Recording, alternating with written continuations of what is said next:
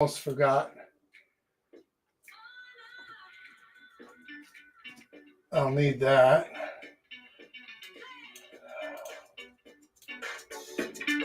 There we go.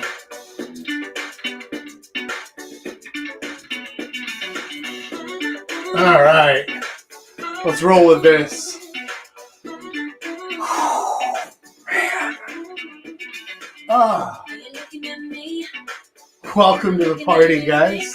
I know. Papa Jack's a little bit late today, but that's okay. It's okay. There's I don't know if it's a good reason, but there are reasons for it. And fuck it.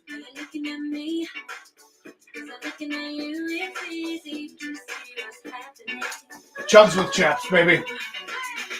Oh, it does feel better though. Already feels better. All right. Let's give it a couple more seconds for people to get in here.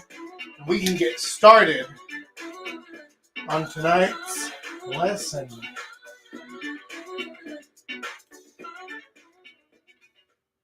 Okay, cool. Let's go ahead and cut that one and let's begin. So, first of all, welcome everybody to Live with Jack number 102. Today, we are back on YouTube, even though the last 2 weeks we've been on Rumble. We had a good reason the first week. The second week was basically still an experiment. Didn't really work so well, so fuck it. We're back here. Hey, welcome home. But if you would like to enjoy today's lesson almost as much as I am, all you need to do, which is, let me tell you, it's an astronomical amount. This is a transcendental experience to be in the studio live with Papa Jack today. Everybody loves it. It's just the best place in the world to be. And if you would also like to be in the very best place in the world, all you need to do is grab your glass, your mug, your flask, a chalice, a stein, or even a cask. Raise it high and let's make a splash. It's time now for our libation bash. Toast the night and enjoy the mood. Together now, we drink some booze. On your mark, let's not wait. It's cheers with chaps, so don't be late.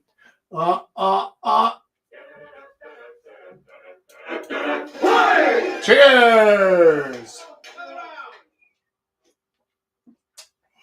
Did you know that media players will automatically just reset their volume to whatever the fuck they feel like every single time?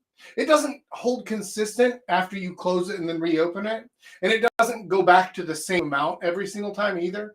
It's just completely arbitrary and random because technology works wonderfully. All right. My rant about technology is over because that's not what you're here for.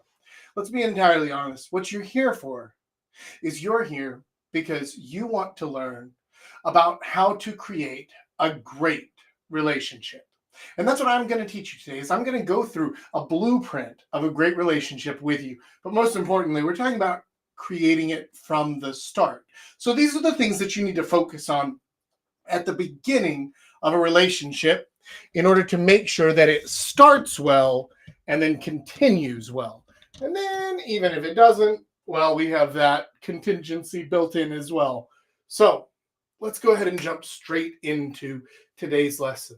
The first thing that we need to talk about is we need to talk about engineering the right expectations. This is going to be critical in any kind of relationship. Whenever you're first getting started, especially, this is super important, is you want to make sure that everybody's on the same page. There's nothing worse than being in kind of a situationship where maybe one of you wants more and the other one does not. However that works out, or maybe one of you wants something really serious and the other's like, no, I think I'm just gonna keep on doing the other things too. Whatever it is, you need to have some expectations and boundaries set early on.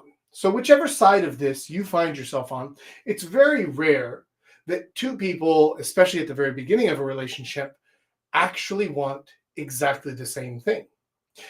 That's usually because one person likes the other one more, and sexual market reasons for this, right? Because in almost any relationship, one person feels like they're getting the better deal in the relationship. Whether that's you or that's her really depends on the situation. But that's why it's important to set your expectations and your boundaries very clearly, because that is not necessarily a deal breaker in and of itself, especially early on when the two of you are still getting used to each other. It's common for somebody with a lot of relationship experience to want to kind of slow things down and like, let's see how things go. Let's kind of feel it out. But somebody else who doesn't have much experience with relationships say, hey, what could go wrong? Let's just jump in head first. And so there's going to be a little bit of push and pull on that at the beginning of a relationship. You want to set your expectations very clearly and your boundaries. And we went over this a few weeks ago, whenever we went deeper into expectations and being more decisive and being more assertive. But this is still a very important part. And one of the things that we talked about a few weeks ago when we went into it was about setting your intent, being very intentional in what it is that you're doing, understanding what you want, why you want it, how you plan to get there. And the only person who can do that is you, because every single person has to have this self-talk where they decide what it is that they're looking for, what it is that they want from any given situation, and how they plan on achieving it, right? So you need to understand what that is for you in any given relationship. And it might be different. You probably want something different from the fat chick at the bar at 3 a.m.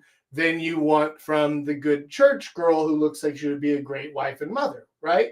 So in that situation, in that kind of stark contrast, it might seem very clear the difference. But when you're actually on the ground or out in the field, it can get a little bit muddier. And then that's 10 times muddier if you're trying to figure it out in front of them. So the worst thing possible is for a girl to say, so what are we? What is this? And you don't already know. I know that that's the worst thing because I've been in that situation before. And then you start kind of talking out your ass and you're like, oh, well, it's the thing with the, we're vibing, right? Not a good situation to be in, because either one, your indecisiveness is going to scare her off. That's not ideal. Or two, you're going to start over-promising things that you actually don't want to agree with, but you're saying things because you don't want to scare her off. You don't want to lose the situation you have, and you feel kind of trapped. Now, the only reason you would feel trapped is because you did not have that self-talk before. You don't have a clear idea in your mind, a clear picture in your head about what it is that you want, how you want to get there, and what kind of relationship it is that you're trying to build with her. So you need to make sure that you are aware of yourself, of your own goals, your own intent, what it is that you're trying to do, and how you're trying to do that. How does she fit into this picture? Or does she? Because if she doesn't fit into the picture of getting you where you want to go, then great, that's a good thing to know now, so that you don't waste any of your time, your resources, your mental energy, your emotional energy on her or on a relationship that isn't getting you towards your actual end goal. So be very clear about what it is that you want and what you're trying to build with yourself, but also be very intentional and clear with her too. Now, you don't have to tell her everything. You don't have to give away all the secrets or anything. I get that. There are, some kind of gray areas in there. Maybe we can go a little bit deeper in that during the Q&A section, but you do need to make your intent clear. Now, the next thing that you need to consider is, and this is especially for the younger guys out there, understand the difference between the ideal and the real. You've been raised on Disney movies and romantic comedies and Kevin James sitcoms and shit like that. And it's not real, man. It's not real. And you know that intellectually. You know that. But you still have some kind of expectations because you've been lied to. You've been indoctrinated your whole life. It's not your fault, but it is the situation. Is that what you've come to expect or to think that a relationship is not reality. So you need to start separating out what is ideal and what is real. Now, one of the best ways to do this is, again, a little while back, we talked about priorities and understanding your priorities. And one of the best ways to actually separate the ideal from the real is to think through your priorities. So if you have some things, maybe you have a list of, I want a girl to have these 10 qualities or do these 10 things or be a little mermaid and an actual Disney princess or whatever it is that you have in your head. And then you need to actually start placing these in a priority order of, okay, I would accept a girl who doesn't have this, but she's got like some kind of tendencies towards it, or like she shows a little bit of this. So this one's not actually that important to me, but this one is super important. Okay, cool. That one's a high priority. Whenever you start figuring out what your actual priorities are, what matters the most to you in a relationship, in a girl, in a girlfriend, in a partner, in a hookup, in whatever kind of relationship it is you're trying to build, because remember, at the very beginning, you figured that out, then you need to figure out what your priorities are in there. Whatever is the most important to you is the thing that you are unwilling to compromise on. So for me, listen, I cannot deal with girls who get angry easily, who just like freak out and they start yelling and throwing things, stuff like that. Violence is absolutely out. It's a deal breaker 100% for me. I don't want to deal with that shit. And it brings out the worst part of me too. So I don't want to be anywhere near it. To me, that's an absolute deal breaker. So that means somebody who is even-tempered, but it also means somebody who doesn't get angry easily, right? So both of those things, even-tempered and patient. Those are my two top priorities in finding a girl. Now, for those of you who have met Lady North, you know that she is, without a question, those two things. If nothing else, she is absolutely even-tempered and patient as a saint. So you can see that my priorities came through in the type of girl that I was trying to meet and the one that I actually pursued for a serious long-term relationship. Understand your priorities, because those are going to make a big difference to you. And then some of the other things, maybe the ideal things, right? Maybe those can kind of slip away a little bit, and you'll be able to figure out what's more important and what's less important as you get out into the dating market and as you go on some dates and have a couple of relationships. Then you'll understand a little bit better about like, oh, right, this stuff that I saw on TV or this stuff that I saw in movies, none of that was real. Okay, cool. So once you understand the difference between the ideal and the real, and you set your priorities, it makes it a lot easier to find the right person and to then actually begin a relationship with them. The last thing, this is a big one. Setting your expectations around conflict. This is probably in the wrong category, but fuck it. I put together the whiteboard in 10 minutes before this. It's not an excuse. It's just what it is. So setting your expectations around conflict. Actually, I'm moving this. Help me to remember to come back to this over here, because this actually is a very important one. But Paul, help me remember. If I get over here and I forget to bring this up, just shoot a message in there. Thank you. Appreciate you. Love you. Ting, ting. All right, cool. So let's move on to this next bit. This is official matters. Basically, how do you actually become in an official relationship? How do you get there? How do you go from the first date or messaging on, I know you're still using the dating apps, aren't you? Messaging on the dating app to then being in an actual relationship and having a girlfriend. Okay. Couple of things to note here. First of all, having a girlfriend or being in a relationship is not the goal. That's not the goal. That's the byproduct. That's the result of finding the right kind of person who is actually compatible with you.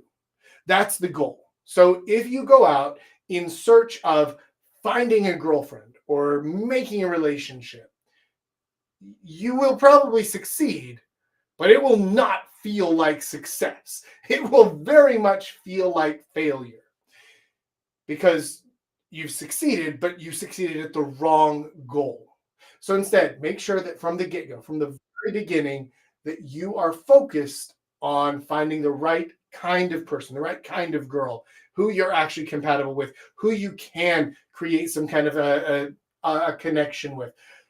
That's the start. That's the very starting point. Once you do find someone like that, someone where you two get along well, where things click well, where you have good chemistry, where you have good conversations, where you just enjoy each other's company and being around each other. When you find that kind of person, then you're looking for compatibility on what the future looks like for both of you. That's basically what the talk is this whole like boyfriend girlfriend thing. Generally speaking, it is inadvisable for men to be the first to say, hey, I think we should be in a committed relationship. Generally speaking. However, that's not necessarily the case. It can work to your advantage to be the one who comes out first and says that.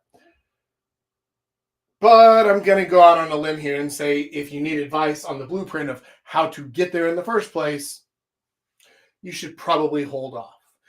So wait until she brings up the conversation or until things feel natural or some other impetus, some kind of outside situation creates that question that you then need to answer. Again, you should already know what you want your answer to be, right? You should already know before she says, hey, what are we? Hey, are we dating? Hey, are we boyfriend, girlfriend? Something like that. You should already know the answer to that question. But generally speaking, especially for you younger guys out there, I'm going to advise slow rolling it a little bit so that you don't jump the gun too fast.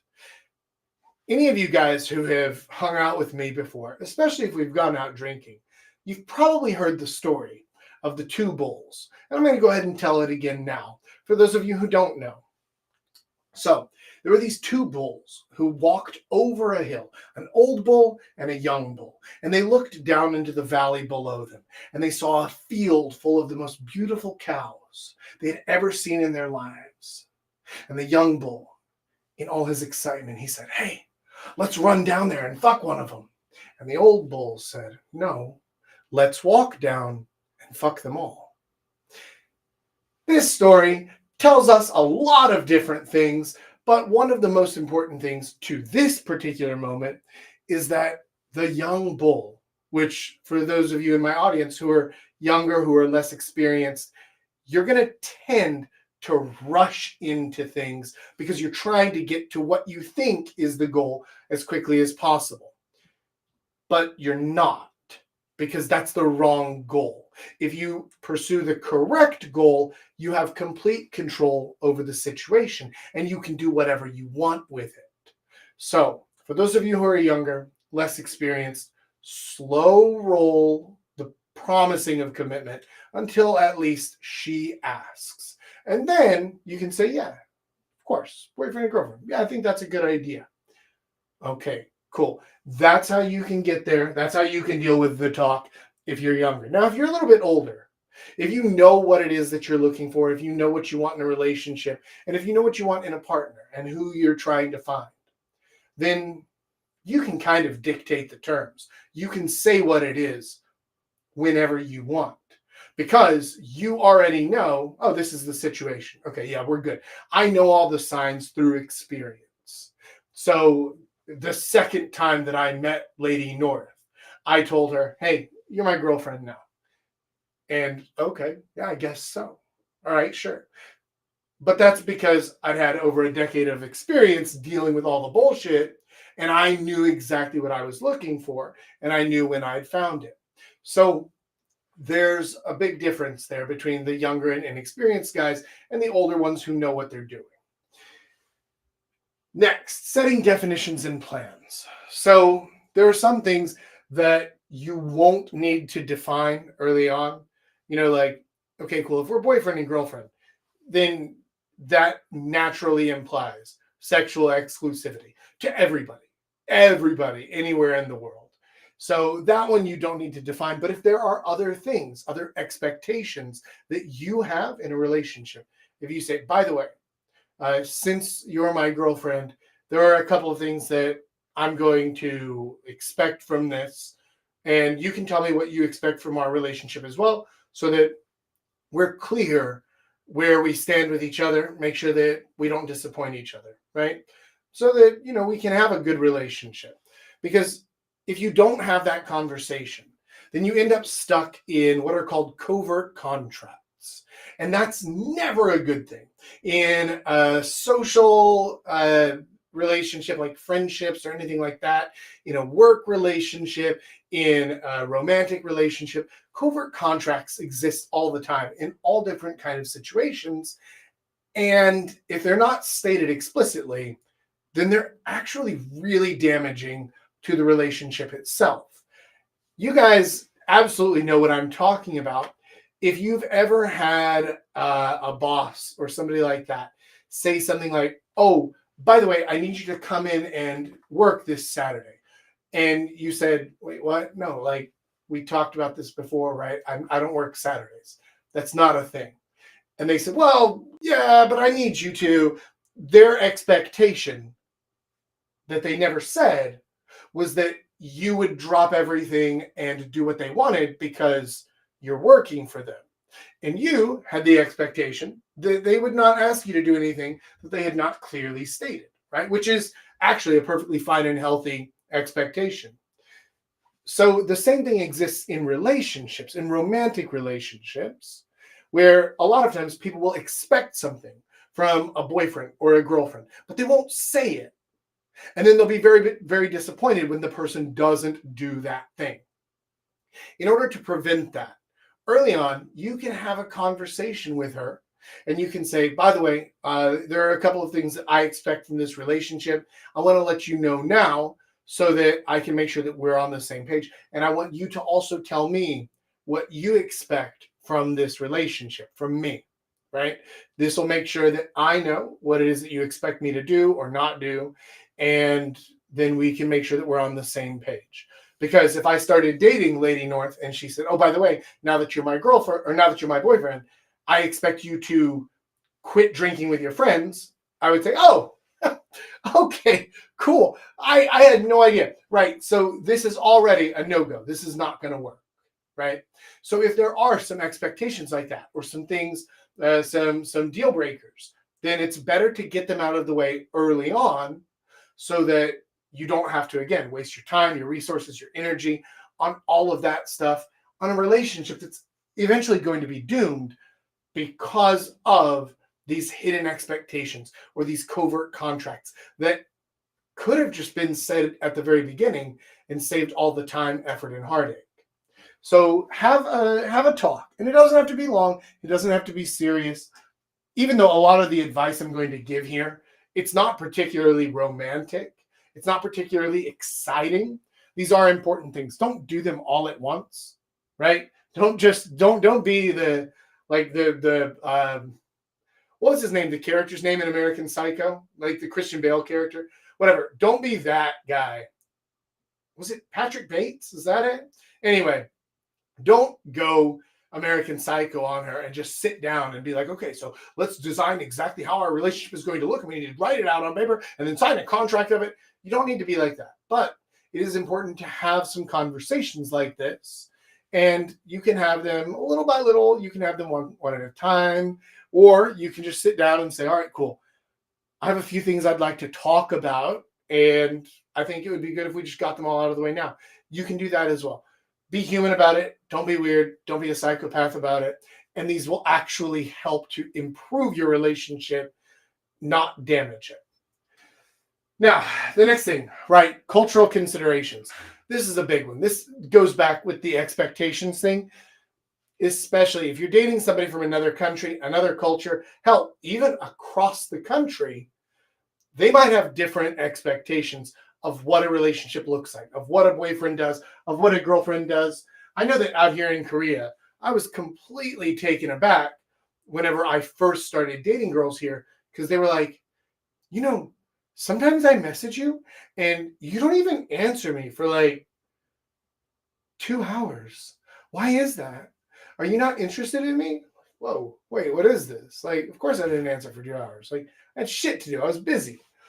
Okay, cool. So they had an expectation that I would always answer messages quickly. I did not have that expectation. So make sure that you talk about some of those things, about what does it mean to be a boyfriend or a girlfriend in this culture, in this place, with this person. Because just like you've been indoctrinated with shit since you were a child, they have too. Try to understand where they're coming from. And some of the things might be something you can negotiate about, right? Where it's like, oh, well, I know that in Korea, people, couples, they message each other all the time, 60, 70, 100, 200 times a day. Okay, cool. Well, that's interesting, but that's unreasonable to me. So let's kind of calm that down a little bit. So you can talk through those things. It doesn't have to be a deal breaker, even if you don't want to do it. It can be something where you're like, right, well, are you comfortable with taking less of that? Because that's not a thing that I can do. So again, have that conversation, talk those things out. Something that might seem like the most important thing to you right now, or might seem like a deal breaker to you, once you actually have the conversation and you see what other kinds of possibilities and options there are, that might help you to see the difference between the ideal and the real. The difference between some concept you have in your mind versus actually on the ground. No, now that I say that out loud, that does sound pretty fucking silly, doesn't it? So have those talks. Think about the cultural aspects as well. Next is future, right? What does a possible or a potential future look like? Or does it at all? Because sometimes you might find yourself getting into a relationship or having a date with somebody who has plans to move across the country after a couple of weeks, or to go to a study abroad program in 3 months or something like that. And that's an important thing to consider whenever you're thinking about, am I actually going to consider a relationship here or not? Because if I do, I need to know what the next 3 to 6 to 12 months look like. What plans do you already have in place? And then we can figure out like, oh, okay, cool. Well, if you're leaving the country in a month, then this is fun, but it's not that serious.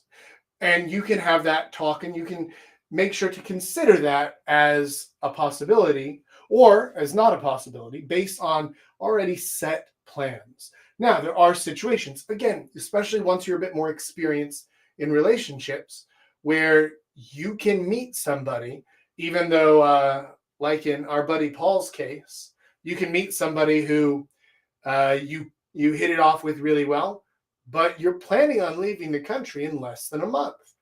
Okay, cool. You can have that discussion then and say, right, is this a thing that we can turn into a relationship? Can it function as a long distance relationship? If so, what might that look like? Like I said before, think through all this in your head first before you have the conversation. Know what you expect, know what your boundaries are, what's the gray area that you're willing to kind of negotiate on, work with, and what's not. What's a hard no, right? Have these self-discussions first, and then have the discussion with her if it seems like something that you can build into an actual relationship. All right, last thing on here. Holidays, rituals, traditions. One of our guys in the community asked me about dealing with holidays and traditions in a relationship. And I'm not entirely sure what it is that he wanted on this one. So I just added it in here, and I'm going to kind of go off on it a little bit.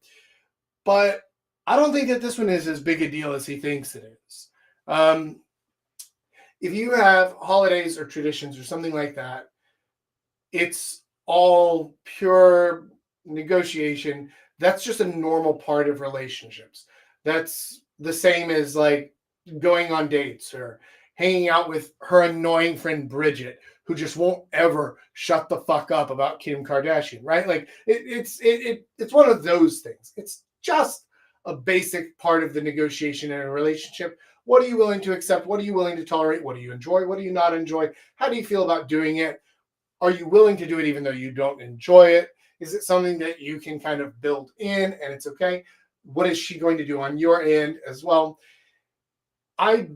Without more clarification about what it is that he's looking for here, I'm not sure that I can give much better advice than that. However, in my own situation, we live in Korea and my wife is Korean, which means that we celebrate Korean holidays, right? We go over to her family's house. We do all the Korean traditions. We do the rituals. I go over, I join in because I'm part of the family. And that's part of the gig, right? And the same thing would be true in America. She would come to my family gatherings, the family events, the holidays, the traditions, the rituals, all of that stuff. That's something that you share with one another. And I wouldn't jump too quickly into it. Like if I started dating someone on November 15th, I wouldn't invite her to Thanksgiving because that's a lot. Depending on your family, that might be more damaging than helpful. So that's something to keep in mind. But generally, holidays, rituals, traditions, vacations as well, all of that stuff, that's just general relationship negotiation. As long as you have a clear communication and you're both open and willing to work on it, then you should be okay. Now, let's move on over here. The space race. I like that name for it. So, early on in a relationship, generally speaking, girls will try to take more of your space. They'll try to take more of, I don't like having that on there. There we go. Okay, it's fine. They'll try to take up more of your space. They'll try to take up more space in your life, more of your resources, more of your time, more of your attention, more of your money. Yeah, probably. But more important than that is the actual space and time. You're going to get girls who try to move in more, who try to spend more time together. Not necessarily a bad thing, especially if it's a good relationship. Things are progressing well. However, they can sometimes get a little bit pushy with it. Now, I'm not sure if you've ever heard of the toothbrush theory, but this is something that I absolutely believe in. And I've seen it firsthand. Girls will leave things to mark their territory. And this is a thing that I am about 90% certain that they do intentionally, very consciously. This is especially true if she knows that you're somebody who's prone to meeting other girls. Then she will leave things to mark her territory. Things like a hairband on the nightstand, and probably one that's almost the same color as the nightstand itself, so that she can hide it better, so that, hey, maybe you won't notice it, but another girl would instantly pick up on it. No question about it. Or she'll leave a toothbrush in the bathroom because I'm here every weekend anyway. I just, I like to have a toothbrush here. They'll have very clear, easy, and logical reasons for the things that they're doing. But the reality is that this is an encroachment on your space. If you want her to leave things at your place, you can make that offer to her.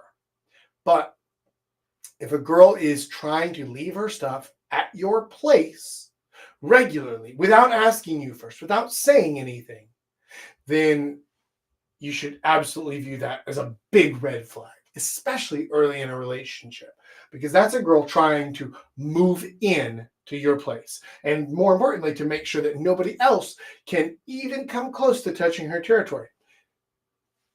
Even if you're not looking to meet other women, that is still a huge red flag, right? No matter the situation, that's a big red flag. You need to watch out for things like this. Now, you could do it the passive aggressive way and just every time she leaves something, just throw it in the fucking trash. But might I recommend that you take it one step further and be less than passive aggressive, be more aggressive and throw her in the fucking trash, because girls who try to do shit like this are trying to manipulate you. And this is a big sign early on that they're going to keep on trying to manipulate you, trying to fuck with you, trying to play games, trying to get you to do things for them without having to actually tell you. Because again, covert contracts, like I said before, she has expectations from you. She has plans, designs for you that she doesn't even want to tell you about. Big red flag. Send her packing. However, if you notice it and it's something you want to encourage, then you can have that conversation with her. I still think it's a bad idea, but if you invite her to leave some things over at your place, that's on you. I wouldn't recommend it to a girl who does it without asking first, though. So you want to make your boundaries clear. Maybe the first time that she does it, you just tell her, hey, by the way, I'm not sure why you left a toothbrush here, but you don't need to, right? I have a whole jar. You get a fresh toothbrush every weekend. Don't do that without asking.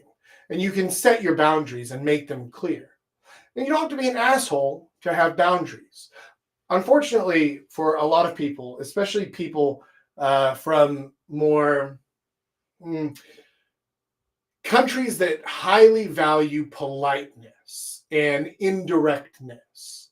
So Britain, America, I'm not so sure about Australia. Most of the Australians I've seen have been pretty forward, but a lot of cultures that highly value politeness and indirectness, it can feel a bit awkward to be that direct, and it makes you feel like you're being an asshole, but you're not. You're just making your expectations and your boundaries set clearly so that they understand them. The same way that you would tell your boss, oh, I don't work on Saturdays. You'll need to find someone else. I already have plans. I cannot do that thing, right? So same thing here. You don't have to be an asshole. You don't have to be mean about it, but you do need to make your boundaries known. Because if you don't set the boundaries, then you're saying there are no boundaries and you're free to walk all over me. As we talked about whenever we went into decisiveness and assertiveness, that is, first of all, highly unattractive behavior, but also second, and more importantly, it sets you up for massive failure. If you don't communicate to her what it is that you want, what it is that you expect, what it is that you need her to do or to not do, then you're going to have her doing things that you don't want all the time. And it's going to cause you stress and it's going to cause her stress because you're going to be upset about things. She's not going to know why. And then eventually it's going to boil over and you're going to say, why do you always da da da da da da? What the fuck? Like, why is this an issue? This has never been an issue before, right? And every guy knows that situation because we've had it in reverse, where a girl has gotten mad at you all of a sudden for something that was never an issue, but now she's saying it is. Okay, well, if it was a covert contract, if it was an unstated expectation or boundary, that's kind of on you, isn't it? Right? Not you who broke the contract, but you who created these expectations but didn't bother to say them. And so the same thing is true here. You need to tell her up front, not aggressively, not angrily, what your boundaries are and make sure that you enforce those. Don't let her just walk all over you with them. Now, our next thing here, making plans together.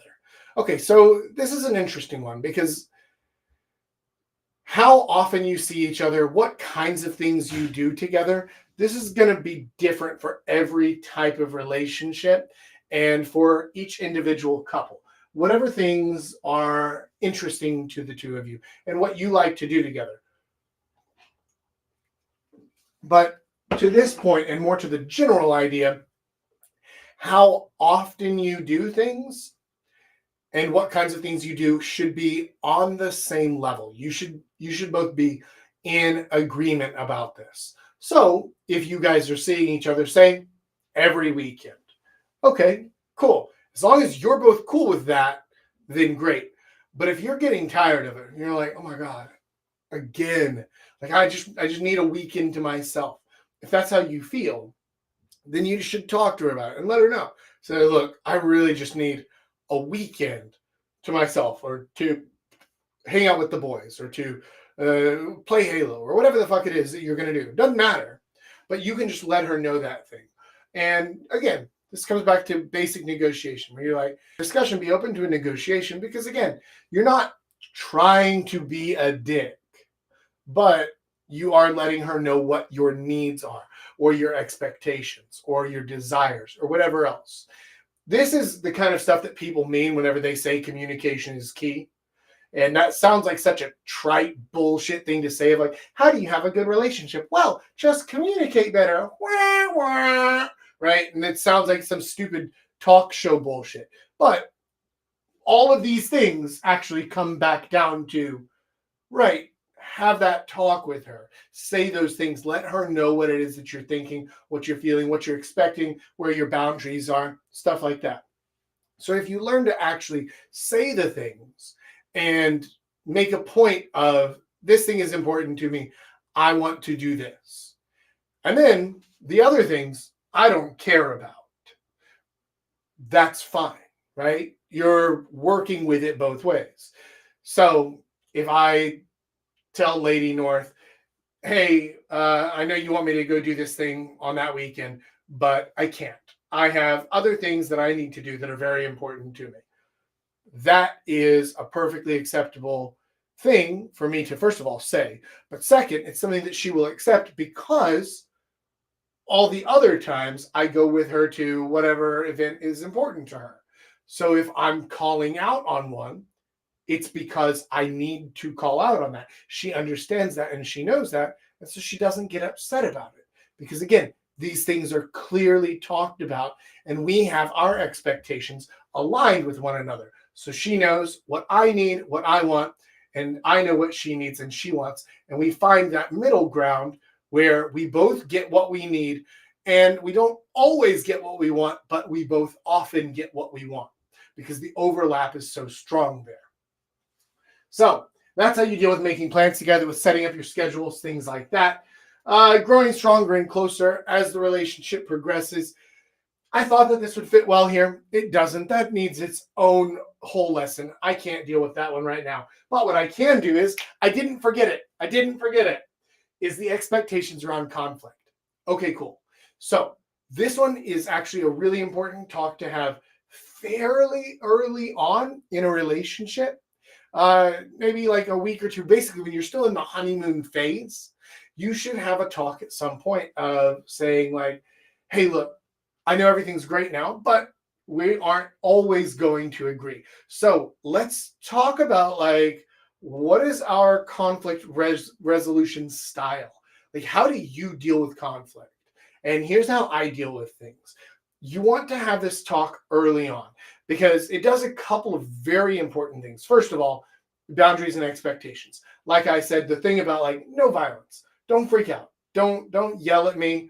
Don't throw things, break things, shit like that. I don't deal with that at all. That is an absolute, all right, get the fuck out, we're done kind of conversation for me. So I want to set that expectation, that boundary very early on.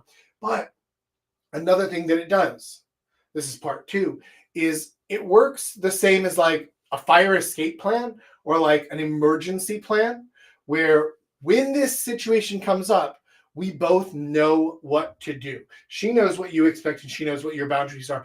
But because you've told her, this is how I like to deal with conflict, and this is what works for me, this is what I expect from you, then you already have a plan in place. You know what to do when things get heated. If you wait until then to try and say, oh, sorry, this isn't how I deal with conflict, too late. Too bad. So sad. You fucked up. You should have made this plan sooner. So just like with a fire escape plan, right? You should know that before there's a fucking fire, right? Same thing here. You should talk about dealing with conflict and how you expect conflict to be dealt with early on while things are still good. The last thing that this does, and I love this, is it shows a clear plan and it shows clear leadership. It shows decisive in a caring way. Nobody can even possibly think you look like an asshole for saying, hey, for the times that we disagree, here's a plan for how we're going to deal with it. Okay, great. That's excellent. So have this talk and then put that into action whenever it comes into place. Or whenever it happens. Have the conversation first, put it into action when it happens, right? Very important thing to have if you want to actually have a good relationship. If you want to have a shit relationship, feel free to ignore this advice entirely and just like, I don't know, nothing bad could ever happen. What could go wrong? Hey, guarantee you, shit will go wrong and it will not turn out well. Now, speaking of things not turning out well, if they don't turn out to your liking, if they don't turn out in the way that you hoped and dreamed they would, then there's no end then. And for anybody old enough and cultured enough to understand the no end then reference, cheers to you. Paul, do you know that one? We're going to have to talk about that later. Okay, cool. So, knowing when it's over. How do you know when a relationship is over? Dude, you fucking know. Even when you don't want to admit it, you know when it's over. When you have that thought of like, oh my God, I wish you would just fucking go away. Or like, oh, I can't handle any more of this bullshit. Whenever you would, when you would rather just drink instead of go to whatever you told her you were going to do with her. You're like, oh, I really don't want to go there. I really don't want to do that. But I just don't want to say it. I don't want to tell her that this, because then she's going to get mad. And then I have to deal with it. And then, whenever you start getting that feeling, and you know this feeling, if you've ever been in a shit relationship before, you know this feeling. You know when it's over. And most of the time, you're both the first and the last person to know that it's over, right? Because you know it, but you just don't want to admit it, and you deny, keep pushing. And during that time, all of your friends and everybody else knows. They're like, oh, these guys are on the fucking outs. This thing's done. And then finally at the end, you're like, what? What? You mean she left me? Who could have seen this coming? Right? Okay. You knew. You knew. I knew. In my situation, it's like I knew the relationship was over, and then I found out about why it was over. Right, that bit was the revelation, but I knew that it was over. Right, and I'd known for a year probably at that point. I knew it was shit. I knew I was dragging out a miserable situation. I knew that, and I still did it, and I still went through and went along because I was afraid and weak, and I didn't want to make any more trouble and to have to deal with the bullshit that came with it, because there was bullshit. But there was always going to be bullshit, right? And so when you know it's over, you know it's over. So the first thing you have to do is actually just admit it and just say, like, look, it's over. Whether it's your decision, her decision, mutual, you just need to accept it and understand it, and then you can move on. Now, how to end it? Don't be a bitch, right? Don't do this over text message unless you genuinely fear for your physical safety to the point where even being in a public place is not safe enough, right? Unless she's that kind of crazy, then don't do it through text message or through Instagram or through whatever else, right? But just talk to her, right? And just say, look, this isn't working out, right? I'm sorry, and I hate that, this is ending. We've had a great time. We've had some great memories together, but this just isn't working out. Have that conversation in person. The situation and accept the responsibility for it, right? Because it does suck, but you have to do it. You have to do it. If you don't, you're just piling on more and more and more dog shit, right? Like if there's just a pile of dog shit and you know that cleaning it is going to be unpleasant, but if you don't clean it, the pile of dog shit just gets bigger and bigger and makes it that much more unpleasant. That's basically the situation. It's not going to get fixed, and it's not going to fix itself. If you've been trying to fix the relationship, if you've been trying to do things, trying to understand, trying to whatever else, whatever the situation is, and it's just not working, then it's just not working. That's okay. It's not an attack on you or on her. Sometimes people just aren't as compatible as they think. Or sometimes people are very compatible in some ways, but not enough for a serious relationship. Hey, Paul and I are great friends. We would not work well together in a serious romantic relationship, even if I were a beautiful, sexy chick, right? It just wouldn't work. That's okay. That's not a knock on me or her or him, not her. Sorry, Paul. Cheers to you, buddy. But seriously, just accept that thing and say, okay, look, we gave it a try. We shot our shot. Didn't work. That's okay. Have a drink. Maybe have a goodbye bang. Why not, right? I've definitely been in those kinds of situations before, and that's okay. It's fine. But you need to have that talk in person. Once it's over, though, it's time to have a relationship and a personal review. So, back at the beginning, this is key. Understanding what it is you're looking for, what your expectations are, what your boundaries are. All of this stuff is super important to know early on.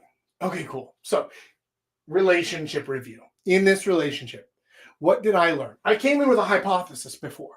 Was my hypothesis correct? Was this actually the type of girl that I wanted to date? If not, why not? Okay, cool. What did I learn from that? So, what things should I be looking out for next time? What red flags did I blind myself to? What did I not notice? Things like that. I said that I wanted a girl who was shy and quiet, but I fucking hated it. Okay, cool. That's an important thing. Take note of the relationship. Do a personal review. This is self-talk. This is not for me unless you're one of my clients. This is not for your buddies. This is for you to sort out on your own so that you understand next time how to do it better. Do a relationship review. Figure out what was good in this relationship, what was bad, what could I have done better. All right.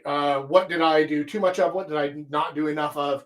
What did I actually do a good job of setting my expectations and making them known? Did I actually do a good job of setting and enforcing my boundaries?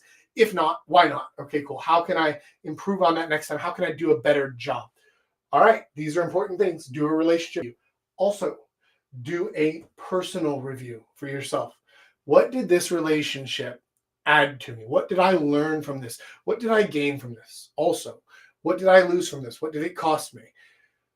What do I need to basically pay myself back for the bullshit that I've done here, right? Because you've probably done some damage. Figure it out. Make sure that at the end of the relationship, you find yourself back in equilibrium with yourself, with who it is that you want to be and with who you're going to be, how you're moving forward. So with all of this said, we've gone through some of the basics of building a great relationship, making sure that you avoid this terrible fate of the no and then, and if you do get there, how to deal with it. Now, we're going to do the end flags. Basically, how do you know that it's over? What are some flags to tell you that this relationship is over? We're going to do those during the Q&A. Let's go ahead and bring in our friends from abroad, but real quick, before we do that, if you're watching this video and you haven't yet done it, please hit the thumbs up button, hit the like button. It means a lot to me. It really helps us with the algorithm. So thank you so much for that. And let's move into the live Q&A. Come on in, Paul. And can you please bring Antonio in as well? Of course I can. Thank you, kind sir. Hello. Hello. Antonio. All right, cool. Hello, Jack. How are you doing?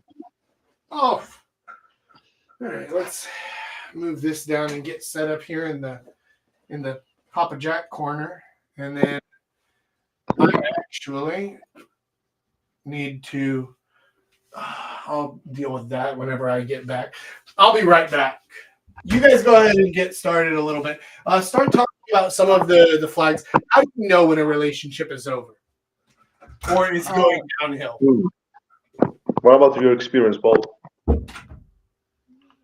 Well, I think for me, it's not so much about flags. Like the second I go into a serious relationship, it is a lot of work. Like whoever says being in a serious relationship isn't work, they're doing something wrong. However, like for me, when it feels like it's over, it's just like you have that whole vibe or the whole sense of it. Like it doesn't feel like things are right anymore, or like you get annoyed more easily, or you get frustrated, or you just start picturing yourself not being together. Like if you have those, for me, the reasons to break up are mostly emotional and not necessarily physical or like flag based, I guess. So for me, like if I feel that like the emotion has changed, then it might make sense to break up. At least that's how it is for me. Of course, there are certain things like cheating, stuff like that, that are absolutely red flags and never, never would be forgiven. But most other things can be worked through or find a solution to. Oh, So I I think see. for me, it's mostly like if the emotional situation changes to the extent where it does not feel like the same relationship or that you don't feel like you want to be in the relationship, then I would end it. Do you feel like that's mostly of the time their fault, or maybe because of their action that they've done, or maybe because something just changed immediately, like It, in the atmosphere when you see each other and stuff? it's more like something changes. It's something that changes or grows slowly over time or changes slowly over time. And in a lot of cases, it can just be that the emotions, like the emotional bond doesn't get as strong as it needs to be to survive. Because like you Hmm. have that honeymoon phase in the beginning where like your chemicals are running all over the place and they are in control, but once that ends, it's Yeah. like once that ends is where you like the first time you question yourself whether or not this is right or not. And if those emotions aren't strong and like the non-chemical emotions aren't strong enough, I feel like it's just time to end it. Yeah, I kind of agree with your point, but I don't know about Jack's experience, but doesn't the chemical like first phase just end at a certain point? Like he's married right now, or does he like feel the same feelings over the time again and again? Like, don't you have just to cope with the other personality at a certain point? Like you get to know this person first, then 20 to 30 years pass, and then I don't agree with Paul's point of just splitting up because you don't feel the chemical thing or emotions that you felt at the first time. I don't know personally because I don't know. I've never had such a long relationships to say that, but that's just my point of view. I don't know about Jack personally. So what do you think? Uh, Antonio, do you know Warren Buffett? Yeah. Okay, right. So Warren Buffett, a famous investor, right? And one of the things that he says is you don't ever sell a stock unless the reason you bought the stock has changed. Hmm. So basically, what he's saying is, first of all, be careful what stock you buy, right? Don't just buy anything. But if you actually do your proper research, you know what you're looking for, you find that thing, and then, okay, perfect. I'm going to buy this. Then I hold it forever unless the basic reason why I bought it has changed. Now, sometimes a couple of things can happen in a relationship. One, you realize you made a poor buy, right? Essentially, Hmm. like I'm keeping to use the stock metaphor here. You made a poor buy. And if you made a poor buy as soon as you realize it, you should sell. You should get out of that relationship. As soon as you realize, oh, no. I thought this was a good relationship. I thought this was the right girl. This is not right. Okay. As soon as you realize that, you should get out. But sometimes the girl changes over time, maybe quickly. Maybe she shows you a part of herself that she never showed you before. And at that point, you can get out. Now, one aspect to the relationship that the money and investment side doesn't talk about is you might change as well. So if I get into a long-term fuck buddy relationship with some girl, and then I decide, hey, actually, I want to try and pursue a serious relationship. So nothing that she said or done has changed. The reason I got into it hasn't changed, but my desire for that end result has changed. So that can also happen. There are a lot of reasons why a relationship might end, but I don't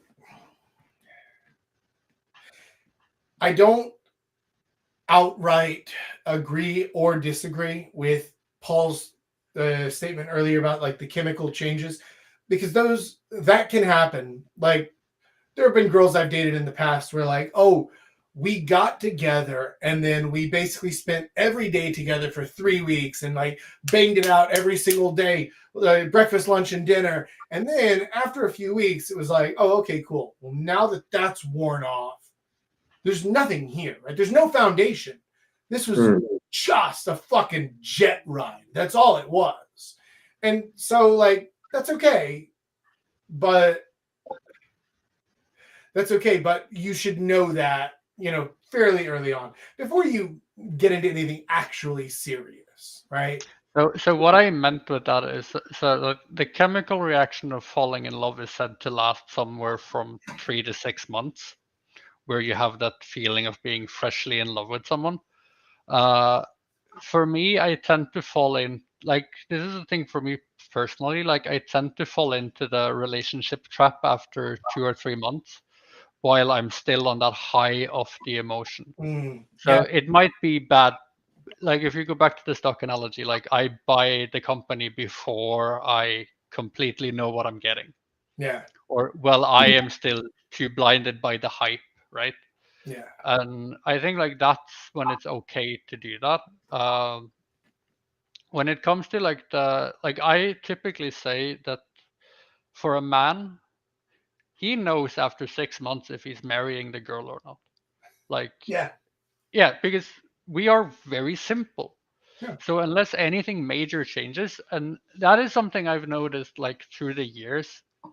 Like if I look back at the girlfriends that we've split paths, but at the time I would have wanted to stay in the relationship where she decided to leave. If I look back at that now and taking away everything that was done in the breakup, I wouldn't want that relationship. Simply because I have changed. Yeah. And I think okay.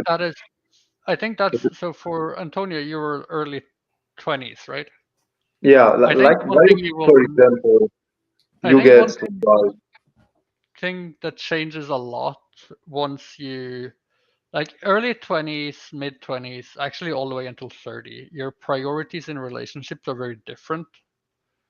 But I think once you get older and like you get more mature and you have like you start to get your long term, like every time you date someone, you're looking for a long term partner rather than someone to hook up with.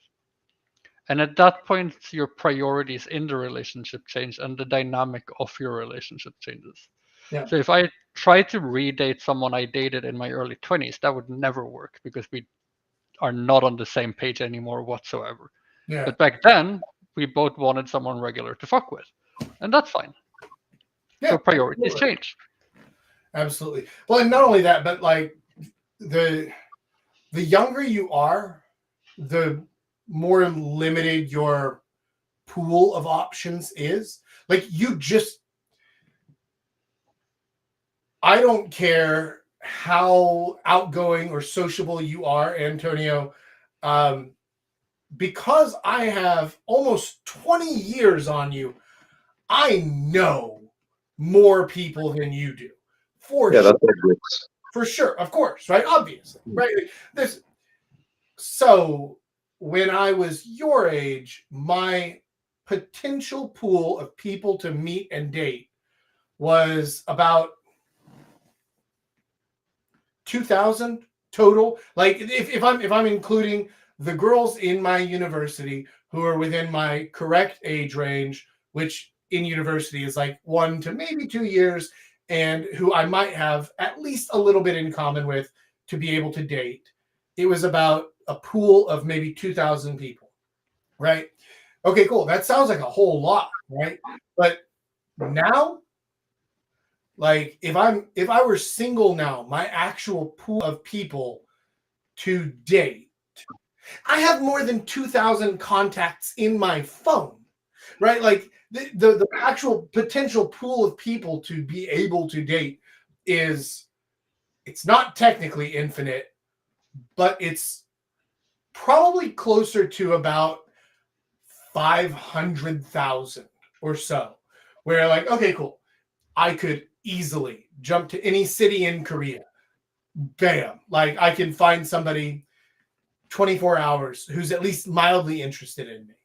I can jump to, honestly, most any city and find somebody, right? So it's incalculable, but not infinite. Mhm. Yeah, yeah, I see what you mean. So as a result, I can be much pickier, right? Much more intentional about my dating. Because if you're dealing with a pool of a few hundred people, like if you when you were in high school, you probably had a pool of like 100, right? Yeah, basically. That was like your possibility. There was like 100, and then in university, maybe like 1,000, and then when you're my age, when you're 37 and you've done it, then like, oh, okay, cool. There's literally not a limit that I would be able to calculate. It changes everything completely. And so I have to be very specific and very intentional. And I have to narrow them down. And I have to nope a ton of people. Yeah, I get it. Yeah. It also depends on like your like in your work spot or where what you do, what you actually do and for work, for example. Yeah, Like like I guess what you mean. those Yeah, those things can work as inhibitors for sure. Mhm. But the point that I was getting at, sorry, I forgot to close that loop. I got so Yeah. close. I made the full C, but I didn't quite close the loop. So the point that Paul was making, and that I agree with, the whole point of this thing was, so the people who we dated in our early 20s, we mostly dated because it was a relationship of convenience. In this pool, we seemed the most compatible in our goals, in our wants, in our personalities. But now, if we looked at it, we're like, oh, fuck no, right? So you just have a smaller pool to deal with.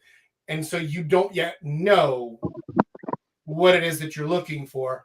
But we would never get back into those old relationships, even without the bad things, just because we have so many. You are Yeah, much more flexibility now. Like, Yeah. yeah. it's very much like the me that was doing property management is a very different person in terms of priorities and wants with the person that I am now, which like run my own consulting firm, travel the entire world, all of these things, right? Like there are very different priorities and different wants and needs for both personalities. Yeah.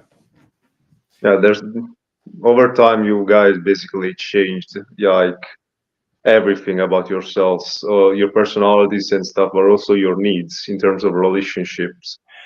And Yes, a I bit, know. a little bit, but um, it okay. there's a reason why smaller countries win fewer Olympic gold medals. And it's just because, statistically speaking, the chances that the best ski jumper from Winter Lithuania, Olympics. huh? Winter Olympics. Whatever. I just fucking picked the best swimmer. It's statistically unlikely that the best swimmer, the best speed swimmer from Lithuania, is better than the best speed swimmer from China, America, Russia. Like, it's just, you just don't have as big of a pool. And so whenever you expand the pool out, the chances that the best girl out of the 100 you knew in high school still remains the best girl when you expand that pool out to hundreds of thousands. It's very little. Right, exactly. It's statistically impossible, basically, right? Yeah, I get it. Another red flag that I see is that in terms of like my personal experience with girls, in my last relationship, when the girl starts, she's like at the first time she's actually very interested, but then when time passes on, she's way more open also to other guys. Like I know that you spoke about the thing about being very explicit about the boundaries and stuff, but sometimes I feel like they don't even care. Like, for example, you tell them, hey, I don't want you to do this stuff, but she takes it as a joke. But at the same time, you do not want to end a relationship with that girl because she made you feel in a very special way. You know what I'm talking about? So And in that situation, you're the reacher, and yeah, this is a totally normal power dynamic, right? mm, In almost any relationship, one of the people is a reacher and the other one is a settler most of the time. Now, in that case, the reacher can make requests but not demands. The mm, settler can make demands, right? yeah, Because, okay, I like, get it. what are you going to do, right? You need her, or at least you feel like you need her more than she feels like she needs you. Then, So, out of respect, the best decision will be just to end it all, Not or necessarily, but not necessarily. it's about learning how to deal with the power dynamic. Mm, I used in a lot of my previous relationships, I typically was the reacher until, and that was because personality-wise, that fit me better. Um, Before I met Jack and before I did my whole Korea parade, mhm. I used to be more of the beta in the relationship. Like I was the pushover, I was the yes person, right? But once I learned like all my personal boundaries, I got confident in myself. Like my thing is what is either it's my way or it's the highway, right? And once you get into that mindset that okay, like any girl I date, they can do whatever the fuck they want. mm. Of course, if they do something that I don't like, then okay, Yeah, too bad for me, I guess. But the worst case that happens is that okay, then I'm not gonna deal with that, so I leave the relationship. But I'm very clear about that. Like you have to set that dynamic from the get-go, that the fact that you are with them is not because you're trying to reach for them, but because you think this is a good match for you, but you are still willing to walk away if it doesn't match what you need. exactly. Mm. Right. Now, another thing to consider, especially at your age, you still are trying to figure out like what matters to you, right? Which is fine. Yeah, kind of. And so if there's something that you tell a girl, I don't want you to do this thing, and then she does it, at your age, the first thing I would do is say, okay, why do I not want her to do this thing? Do I not want her to do this thing because I'm supposed to not want her to do this thing, or because I actually don't want this? What's the reasoning for this? What's the result for this? Now, if it's something like, I don't want you going and getting blackout drunk with a bunch of guys, totally reasonable, absolutely reasonable. But if it's like, oh, I don't want you wearing those shoes because then you're going to make me look shorter, and say, okay, cool. If it's coming from like an ego or some bullshit like that, then you should be able to identify that in yourself and maybe toss that thing out. It wasn't important, but keep the important ones in, right? And you should be able to walk away from, if it's an important thing and you actually set it as, this is a boundary for me, right? Listen, I don't care how hot or how otherwise perfect a girl is. For me, a deal breaker is violence if she gets angry. If she starts throwing things, if she starts hitting me, if she They starts happen to you? shit, anything like that. I don't care if she's a fucking 11 out of 10 and the rest of the time she's a perfect saint, but the second that she gets angry, dishes start flying, I don't care. I'm out. Goodbye. Because it actually is a deal breaker for me. Not everything is, right? So figure out what is and isn't important to you. Figure out why. And if it stands up to reasoning of like, I cannot have this in my life, then the rest of it doesn't matter, right? It doesn't matter. You have to walk away from it. Also, once you start dating more and you realize like, oh, wait a minute, Jack was right about fucking everything. Like, I didn't need this girl or that girl or anyone. Like, the reality is that you have your pick of women. You just have to learn how to be that version of yourself that has the pick. Because you do. You can pick just about any woman. You're young, you're handsome, you're ambitious. You've got everything going for you, but you just don't know how to package it yet. You don't know how to do that thing yet. You're basically still learning how to walk, but as soon as you learn how to walk, you can go anywhere you want, right? So that's kind of where you are you're in a transition phase. It's okay. It's correct for that age. Yeah, luckily. I can consider myself lucky that I've met you these months, Yeah, and man. not like when I am gonna be 30 or 40 at least. I don't know how old you're gonna be at that age, but I don't think that, you know. Great. You think I'm still gonna be alive, man? I mean, I think it's I a don't very know. Hopefully, yes. So, I think it's a very important thing to remember if you're in your young 20s right now. Like for most guys, if they learn this stuff, they will most likely have slept with more women in the next 10 years than they have done in their entire life. And that is probably accurate even if you're 30 today. Yeah. Like if you've struggled with this in the past and you've been going from relationship to relationship and you haven't really been dating around and thinking that you could have your pick, the once you realize that you can actually you decide, you are the person that decides who you're dating, which girls you want to deal with, then you will probably sleep with more people or at least have more success. relationships. Yeah, relationships in the terms of people you're dating over the next 5 to 10 years than you've done so far. Also, For sure. better relationship. Oh yeah.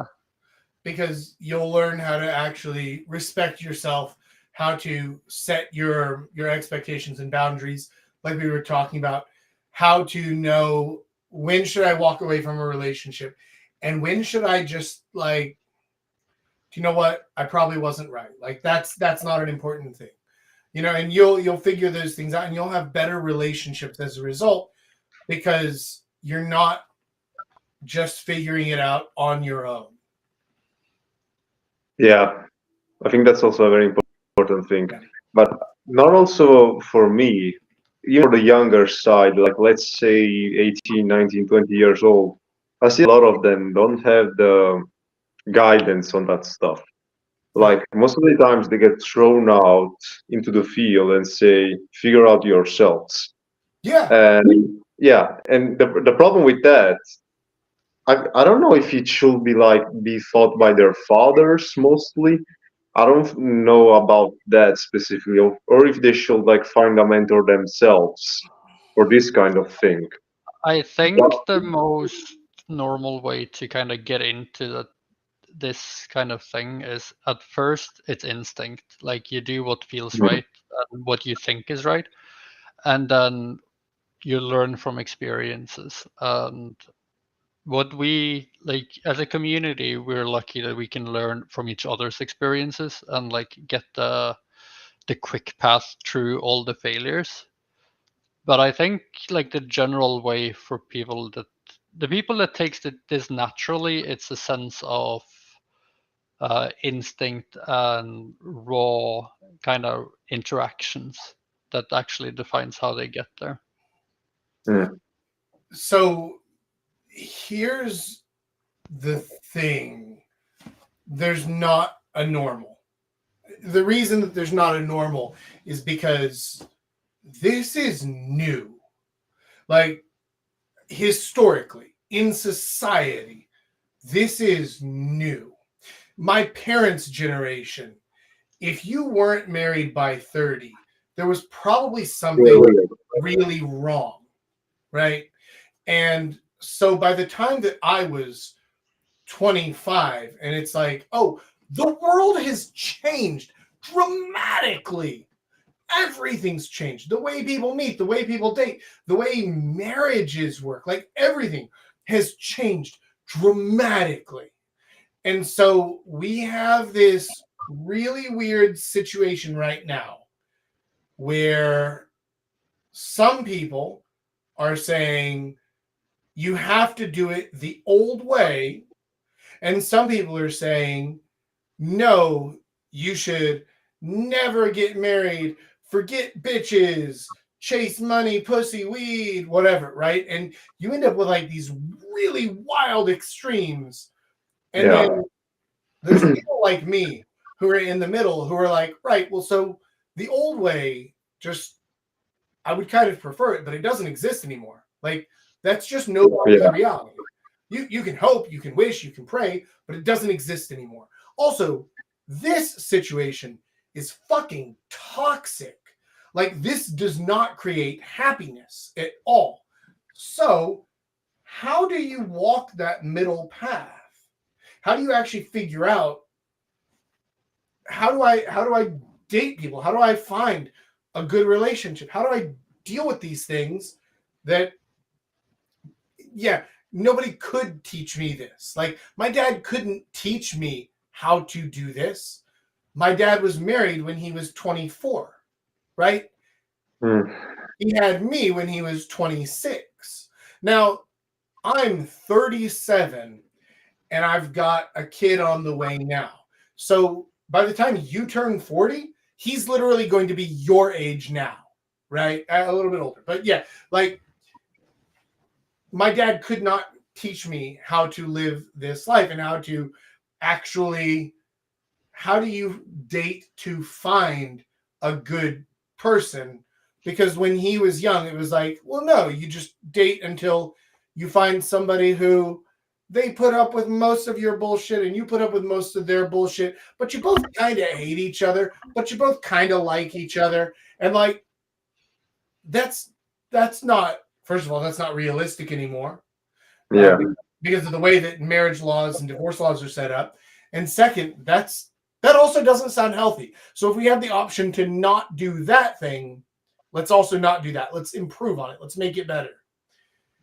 And so I actually really do think that things like our Discord community and these live Q&As, even though fucking nobody shows up to them, Like, I still think these are important. I think that these, maybe they'll be watched later and people can find out more about it, or at the very least, maybe they'll help you, in which case it's important and it's worthwhile, right? It'll help other guys in our Discord community. It's Yeah, important. It's the worthwhile. problem is that most people do not care about what they need to hear to be successful. This is what I've noticed, Yeah. is that what they only care about is what they want to be said, what they want to be thought. Because in their instincts, like they know that that is the right thing, the right approach to do something, but they know that they do not want to do that because maybe it's too much effort or maybe it takes some actual skill to learn for something, even in relationships. Yeah. They want to be followed the easy way so that they have the excuse to say, oh, the world is corrupt, or maybe this whole thing is corrupt, so who cares? Let's just do this the other way.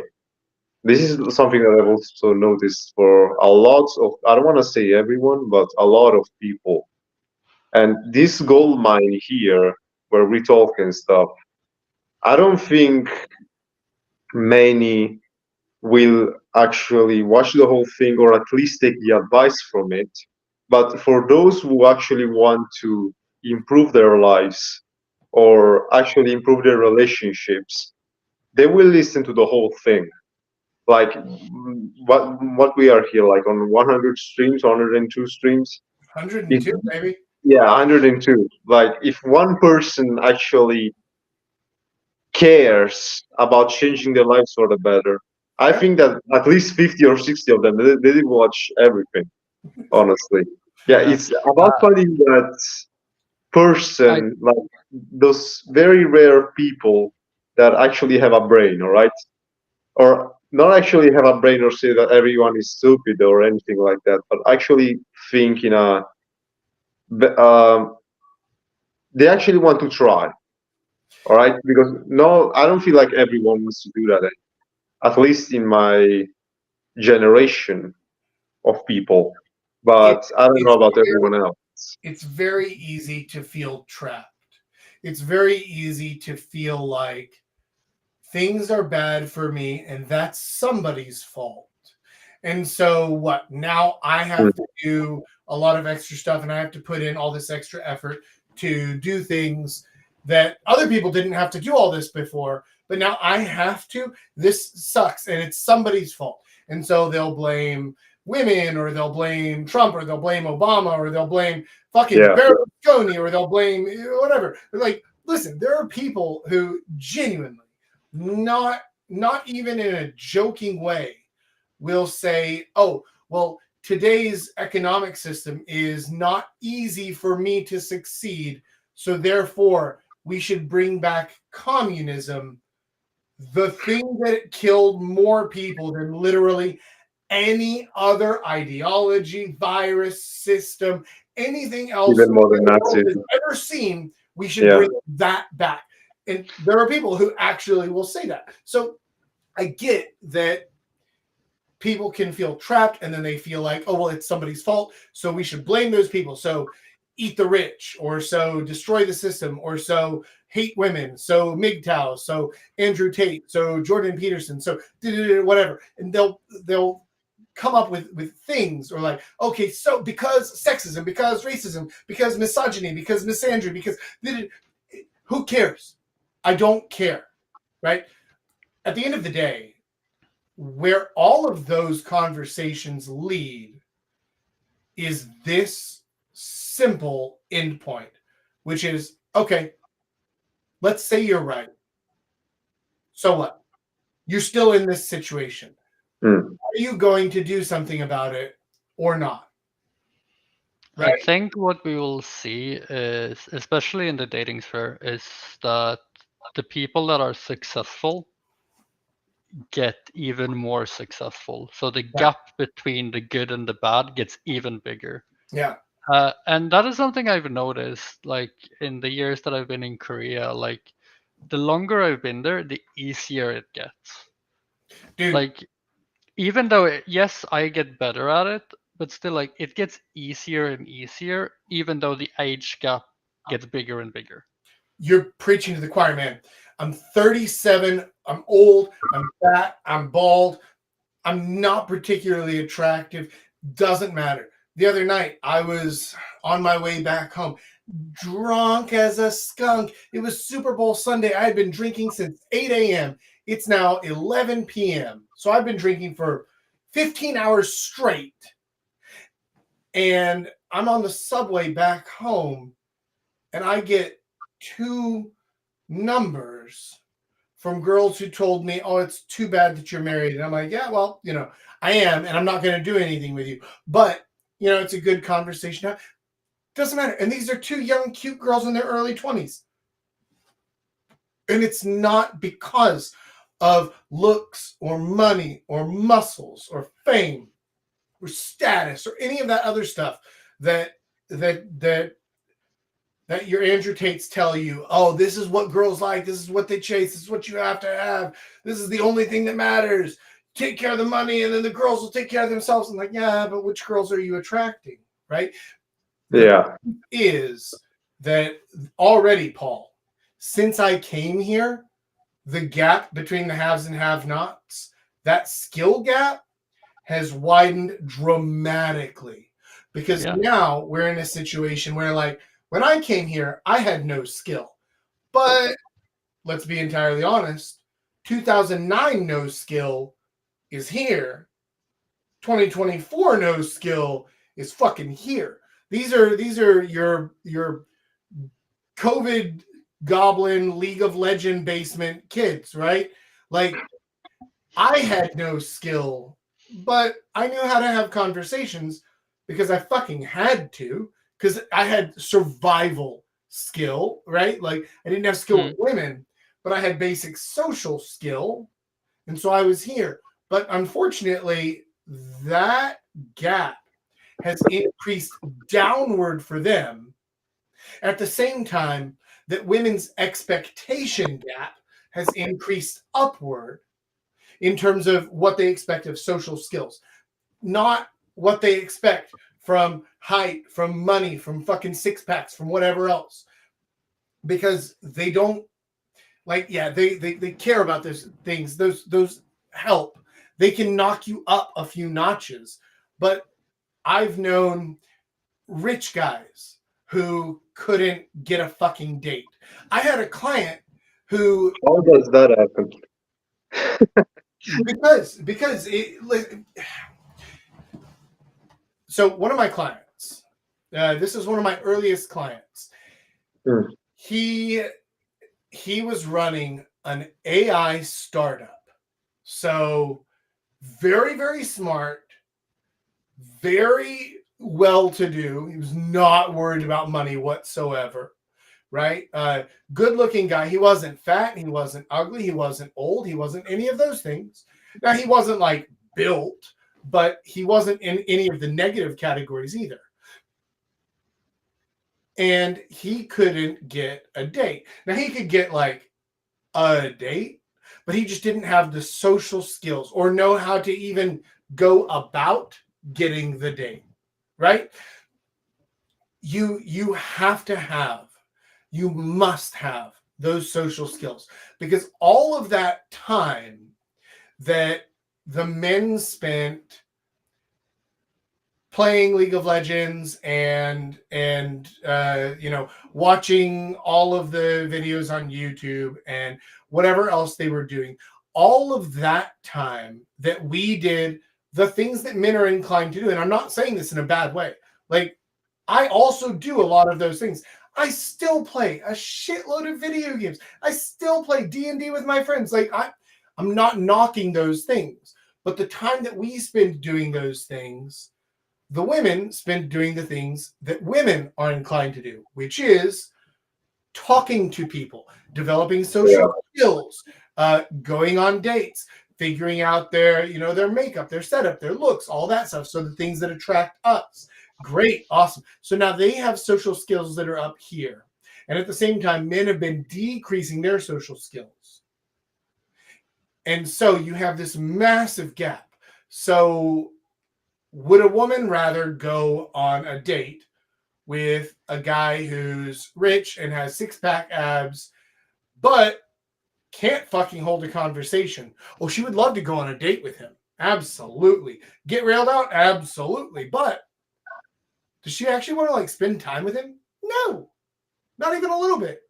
She wants to hang out with me. And I don't mean fucking friend zone hang out.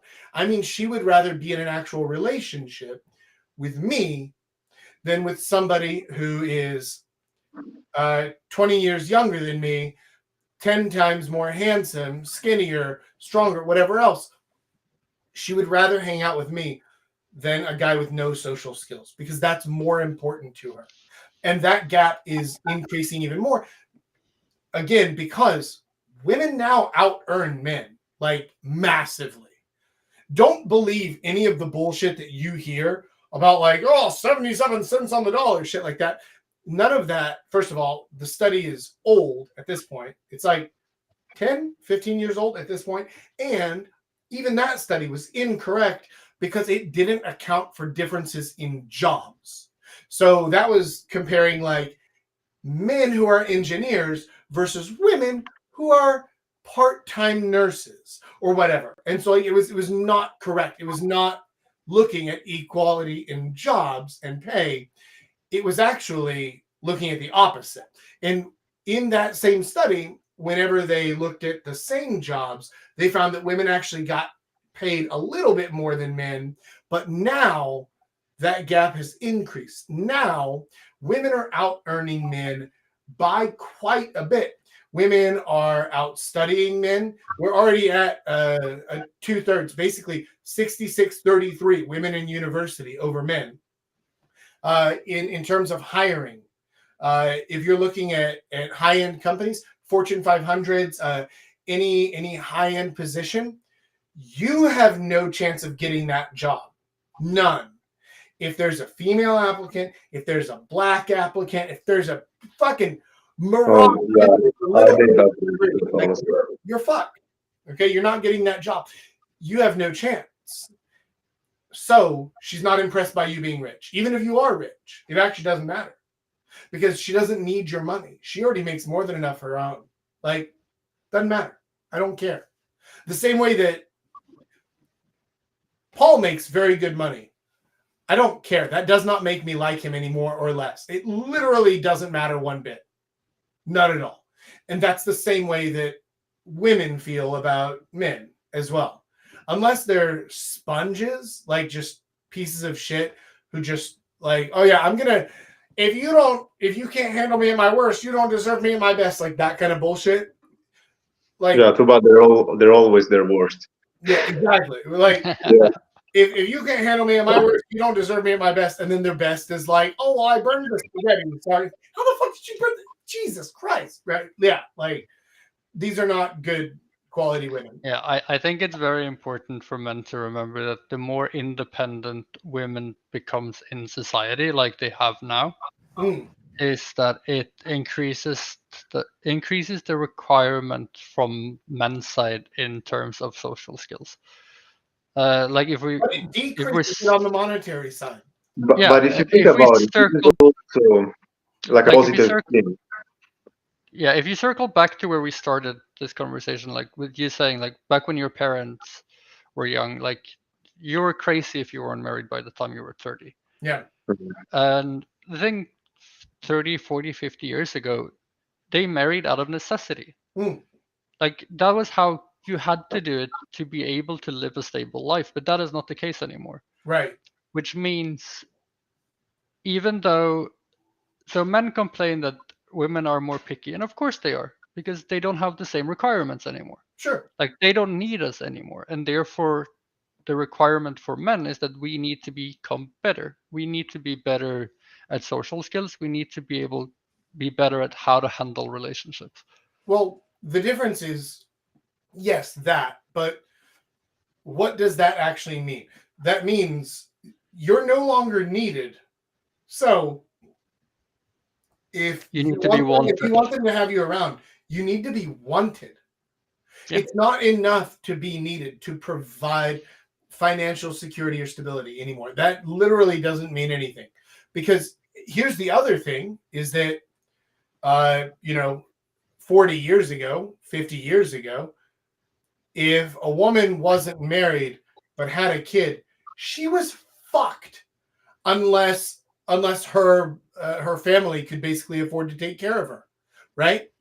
That's not true anymore. Now, Big Daddy government steps in and does that for you. So you're not needed financially at all anymore. Now, whether that's a good thing or a bad thing, we don't need to get into here. The important thing is just the fact, right? Like, cool, it's the end of the day. You made all your arguments. Yes, you're right, neat. So what? Now you're here. So what? The thing is, you're not needed anymore, but you can learn to be wanted, to be the kind of person who she wants to message, who she wants to hang out with over her other options. You are a better option than her other options because you're more fun to be with. You're more interesting to be with. That's what guys are largely missing. And it's not because they're uninteresting people. It's really not. It's because they don't know how to package that thing, right? And it's not their fault. Nobody's ever told them. No, still to this day, nobody's ever fucking told anybody how to do that, how to be interesting. Because that's tough to teach, even though we all are kind of not all. I've definitely met some people who, oh, for fuck's sake, man. But most people are interesting in their own way. Yeah, I think that's a good place to wrap up. I think so as well. Like the flags, and I think we've covered the ones like that goes around how to do the breakups. Oh shit! Yeah, we went on such a tangent. I forgot. Yeah, we still have more questions inside the. So we have 2 questions left. I'm gonna assume that the last section of the lesson answered the questions on how to break up, and this our kind of the beginning of this rant also answered the good, like what are good reasons to break up for and stuff like that. Yeah. So the 2 that we have left is what's the best time to escalate physically with a girl you've only met online? That's a good question. Like, you mean when you meet in person? Immediately. Yeah, immediately. Immediately. As soon as you see her, you go in for the hug. Yes. Always. You what are your options here, right? You basically have 4 options. 1, nothing. Like, oh, hey, nice to meet you.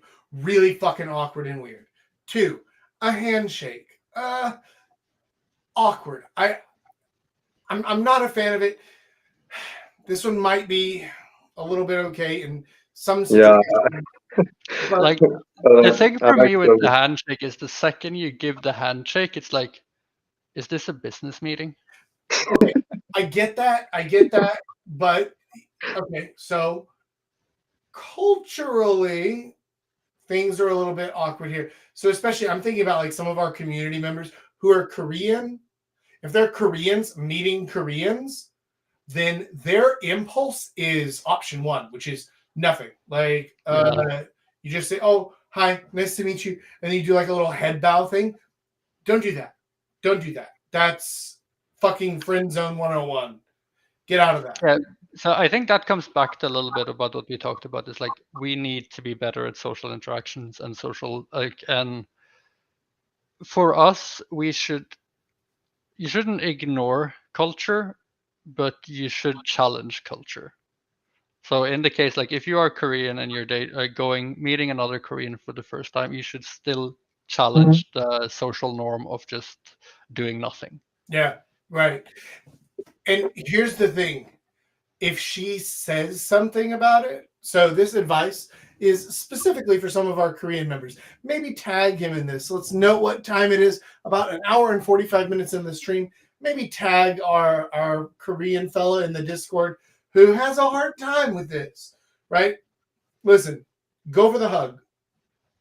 And if she says something, if she's like, "Oh, that's a little bit awkward," or like, "Oh, are you like one of those kinship guys or something?" Then you agree and amplify, right? You go the other way with it. You say, "Oh, I'm so sorry. I forgot that we're still in the Joe Sun period. Oh, yeah, 안녕하십니까? Oh, yeah, 반갑습니다. Oh, and then like do a deep bow and go way the other way with it, right? Make fun of it because here's the thing, guaranteed, she's one of those people who identifies herself as a feminist because Koreans don't have the same meaning of feminism here as we do in the West.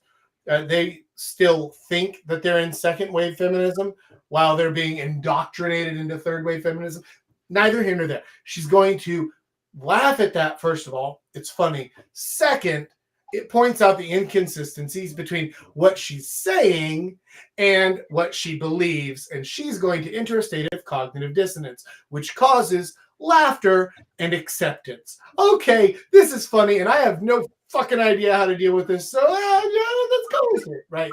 But most importantly, you've broken the touch barrier and you've established that you are definitely not a friend zone type guy, right?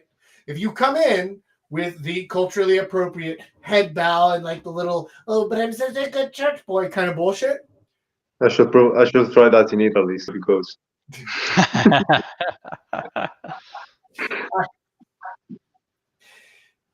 I always thought that in Italy, if you like somebody, what you do is you throw a cooked strand of spaghetti at them. And if it sticks, then now you're married. That's the tradition. I think for me, like, I don't make the what rules. I just follow them.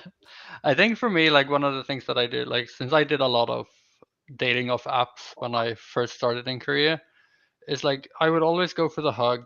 Like, you say, "Oh, nice to meet you." I give them like the hug or the half hug, and then I will like place my hand on her upper back, and then go like, "We're going this way."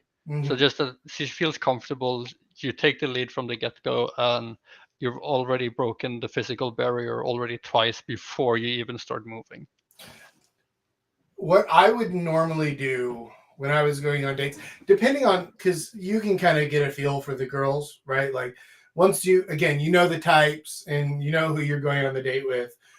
If it seems like she's the kind of person who has had some physical affection in her life, right? What I would normally do is I would go in for the hug and then I would give her a quick kiss on the cheek and then I'd say, "Ah, your turn." And then she'd give me a kiss and I'd say, "Oh, good girl." Or if she wouldn't, if she's like, "What? Oh, but I just met you." And say, "No, we've been talking for a while, but here, now that we've officially been acquainted, let's try again. Hi, I'm Jack. Now we've met. We're not strangers anymore. So since we're not strangers, drop one right here." Okay, and then if she still pulled back a bit, I see. So you're going to play those hard to get games. Okay, well, you keep your secrets, little miss, right? Hey, that's another fun reference. That's a Lord of the Rings one. I would push it and then have fun with it no matter what the reactions were, right? Because again, no matter what, I've broken the touch barrier and I have shown for sure I am not in the fucking friend zone. This is either going to be something or it's not. So you're either going to become the boyfriend or get a restriction order or something. Yeah, right. We're at the intersection now. I'm either going this way together or we're leaving and we're done, right? There's no possible chance of friend zone there. You don't have to do those specific things, but you need to have that mindset in play all the time of what would I do if I knew for sure that I wasn't in the friend zone.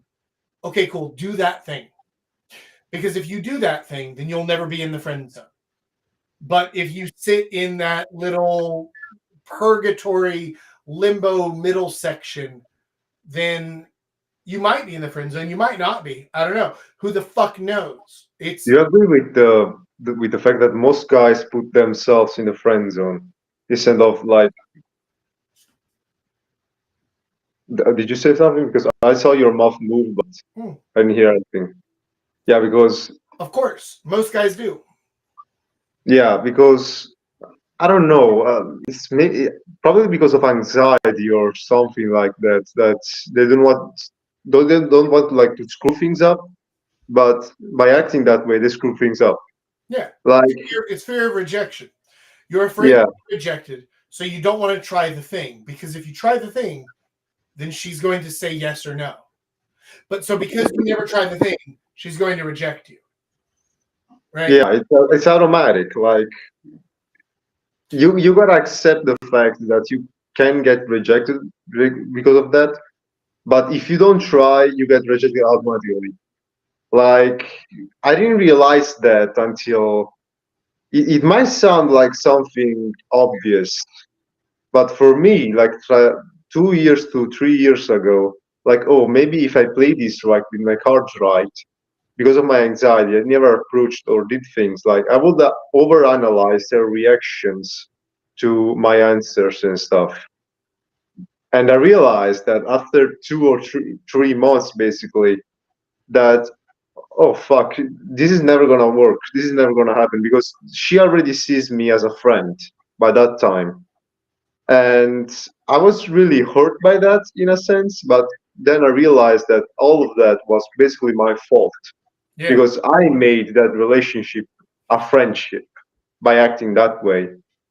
Because I made basically understand the girl that okay, this guy does not want to have a relationship, or basically I act out in a way that. Uh, by the way, what's your opinion on maybe let's say that someone gets in a friend zone, all right, in that friend zone kind of stuff.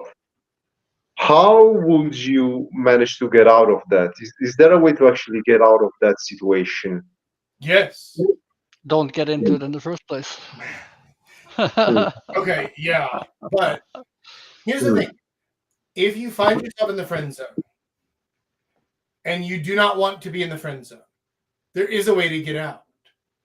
And it's the same way that you had at the very beginning. But mm. now it's more difficult, as in your chances are just lower.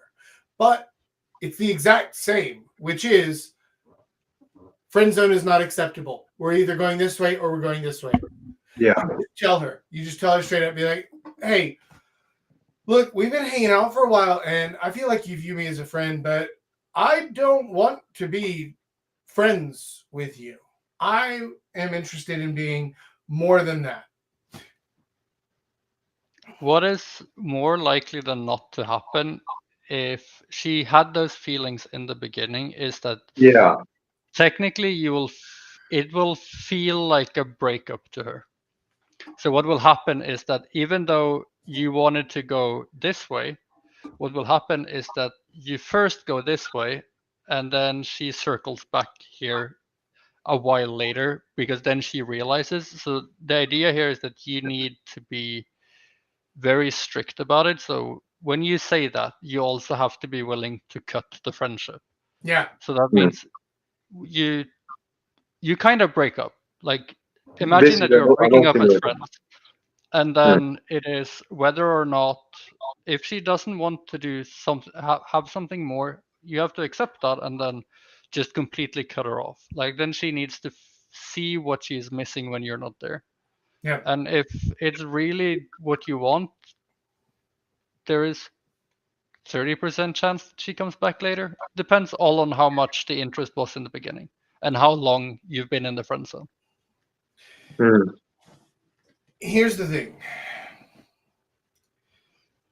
The question that you're asking. So whenever I visualize this in my mind, the friend zone, what does the friend zone look like? The friend zone is like if this is just flat land, the friend zone is a fucking pit, right? Mm. All right, cool. Now you're stuck in a pit. Now it would have been easier to jump across the pit at the very beginning, right? But now you're trying to jump out of a pit or stay or just fucking die. And that's essentially the relationship dies, right? Because those are your three options is either jump and succeed, or if you jump, then when you fall back down, you're going to die, right? Or you just stay.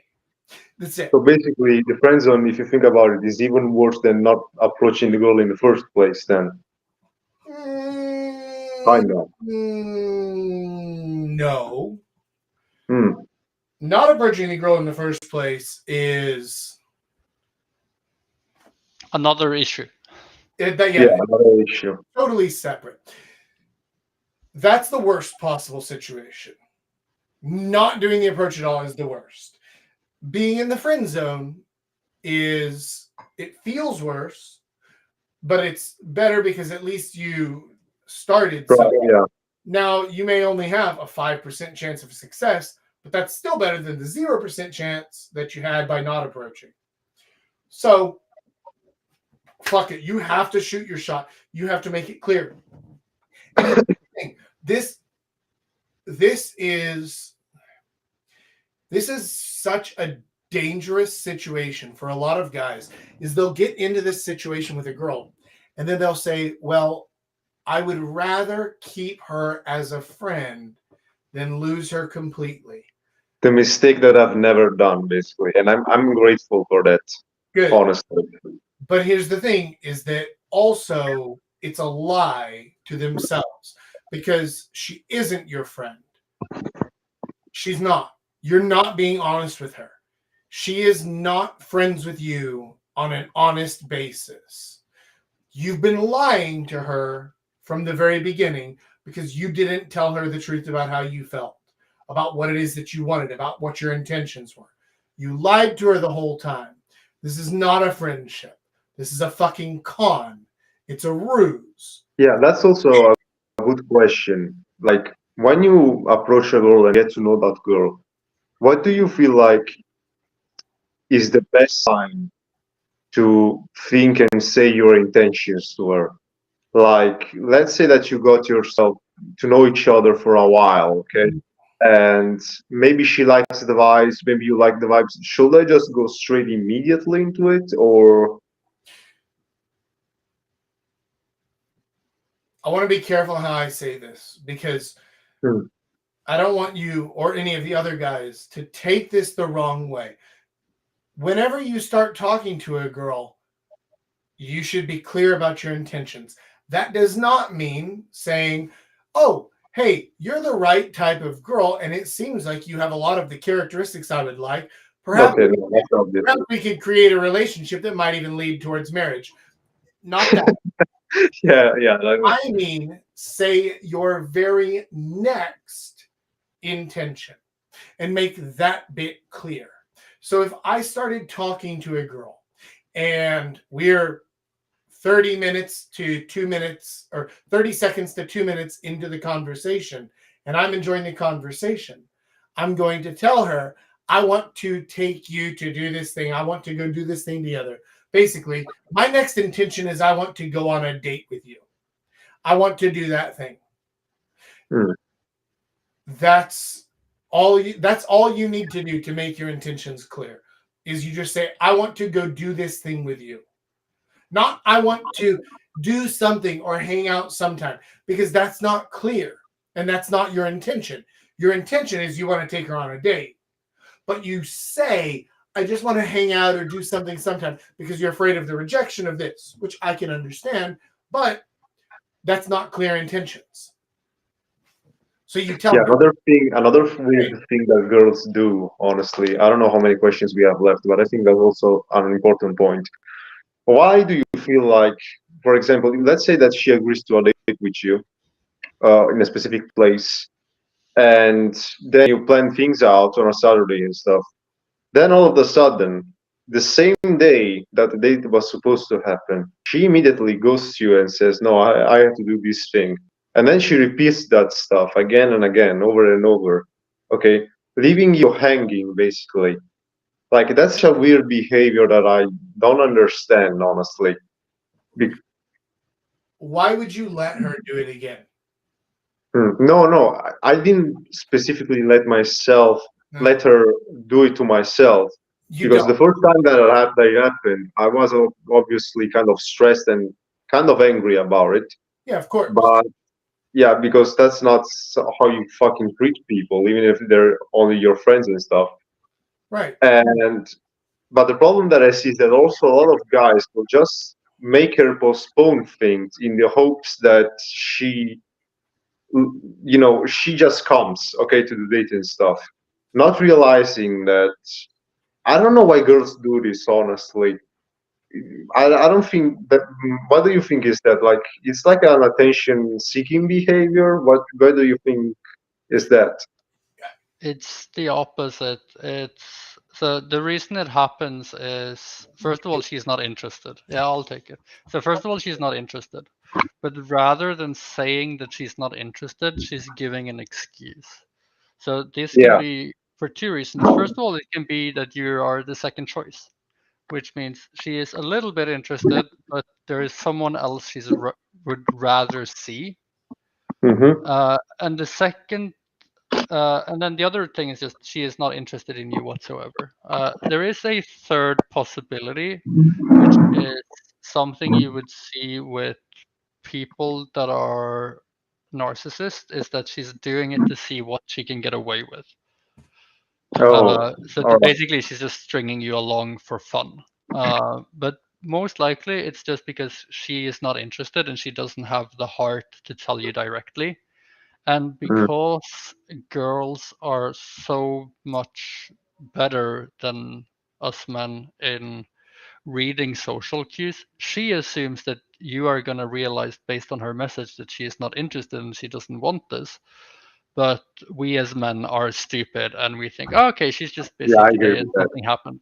Like that that goes on so often, and it is first when you call them out on it and say this is not okay, like, and then this is not acceptable, and then you just, okay, then fuck it, I'm not talking to you anymore. Or like my go-to answer for anything like that, oh, that's too bad, then I always believe in second chances, so you get to schedule the next date, but I That's am not doing me. that. Yeah, that means I will put the entire thing in her hands. Like then I'm just gonna show up. That's the only thing I'm doing. But she has to plan the time, the place, what we're doing, everything. Because that is simply to test whether or not she is interested. Uh, because most likely, in the situation that it's just, if it's a genuine response that she's actually busy, something happened and she has to do something, that is fine, but in those situations, she's more likely to actually give you an option. Then she's going to try to reschedule it. However, if she doesn't try to reschedule, that means she is not interested, most likely. But you can still salvage this, but too bad, and you can schedule the next one, and then you just don't text her until she reaches out. Antonio, let me tell you a story.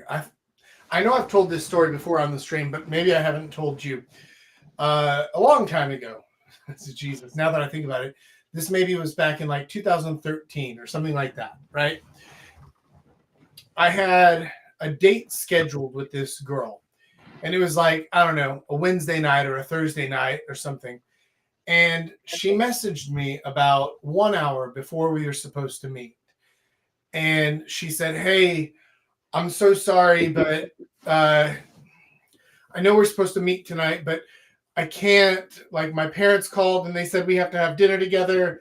And like, I can't say no to my parents. You know how it is here in Korea. And I answered her back and I said, look, I completely understand. I'm not upset. I get it. But I have a rule that if a girl cancels our first date, I delete her number and never talk to her again. So this is just the situation. I'm sad that this is what it is, but that's the rule. I get it. I'm just sorry for it. And she said, okay, hang on. And then she messaged me back. Actually, she called me about 5 minutes later, and she was like, hey, listen, Jack, I talked to my parents and they said you could come for dinner. And I was like, okay, cool.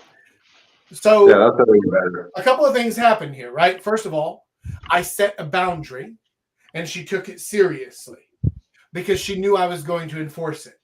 And second, then she found a way to make it work, even though it put her parents out, right? Now they have to bring another person. They're meeting a strange guy. They have to pay for my dinner because cultural expectations, all that stuff. But she found a way to make it work. And actually, the date ended up great. We all had a fun time. Her dad, or her stepdad actually, loved me. He thought I was awesome. We had a great time together. We got all fucked up and we went to the karaoke room and sang all night and had fun. Very good time. I can't tell you how that story ended on the live stream, but once we turn off the live, I can tell you the rest of the story. In any case, the point is, I set the rule from the beginning. You can cancel on me if you want, but if you do, I'm gone. Just so that we're clear. And I don't understand why you would ever accept a date from somebody who canceled at the beginning. Because, all right, so imagine if you were running your business and you hired somebody and then on the very first day, they didn't show up or they called in sick like an hour before. You would just be like, oh, okay, bye, right? Like that's it. That's the end, period. Same thing here. So as much as like business is dishonest and is goofy as shit a lot of times, relationships are even less honest than business is. So if relationships were only as honest as business, we would be in a much better situation. Treat it the same way. Like, or the same. If you worked for a place and then they said, oh, we're going to pay you on the first of the month, but then they didn't, you would just wait until you got your pay and then you'd leave. You'd get the fuck out of there, right? Of course, right? Same thing here. If somebody breaks their word once, especially if it's the first date, the first time, if they break their word, then you can't trust it. Like they might give you a great excuse. Oh, my grandmother's in the hospital. Oh, my dog died. Oh, my whatever. And here's the thing. It could be true, but it's going to be a lie way more often than it's true. So you might lose a couple of honest people, but you're going to save yourself from dating a lot of liars if you just kick them to the curb immediately. Yeah. I think the way you differentiate between the people that are honest about it and the people that are straight up lying for themselves to be Sure. the good guy in canceling is the people that are genuine. They will try to reschedule rather than cancel. Yeah. And even that, I'd say 70% of those are genuine, right? Because 30% of the girls there are just like, I'm sorry, but Jack asked me on a date on the same night, and so I'm going to go out with him tonight. We're going to go bang it out. And then I'm happy to see you on Tuesday for lunch or for coffee or like, right. It also depends on what their reschedule offer is. Yeah. How they seem it. But again, if you have the high social skills, you can read those things. You can understand. You can read between the lines. I think you can sort that out. I know we have one last question in the Discord that I want to get to before we cut out. Which one? We had one last one, right? Or do we have two more? Yeah, I have one. There's one that is a question. Okay. So the one that is a straight up question is how to make it clear to the girl that you're meeting for the first time that this is a date.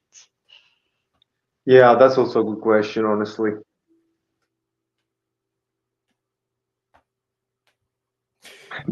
Okay. Jack is thinking about it. Well, first things first, let's call it a date. Yeah. Like Use the that's word where you begin. So here's the thing: is the reason that I'm kind of hemming and hawing on this answer is: did this question come from someone in Korea? Yes. Okay, right. So if I'm speaking to somebody where English is their first or close to first language, like you guys were like, yeah, it's not your first language, but it's close enough, right? Then if I use the word date, we both know exactly what it means. But with Koreans, a lot of times meaning gets lost in translation there. So you can be abundantly clear and it still not get through, depending on the type of girl. I would, a few things.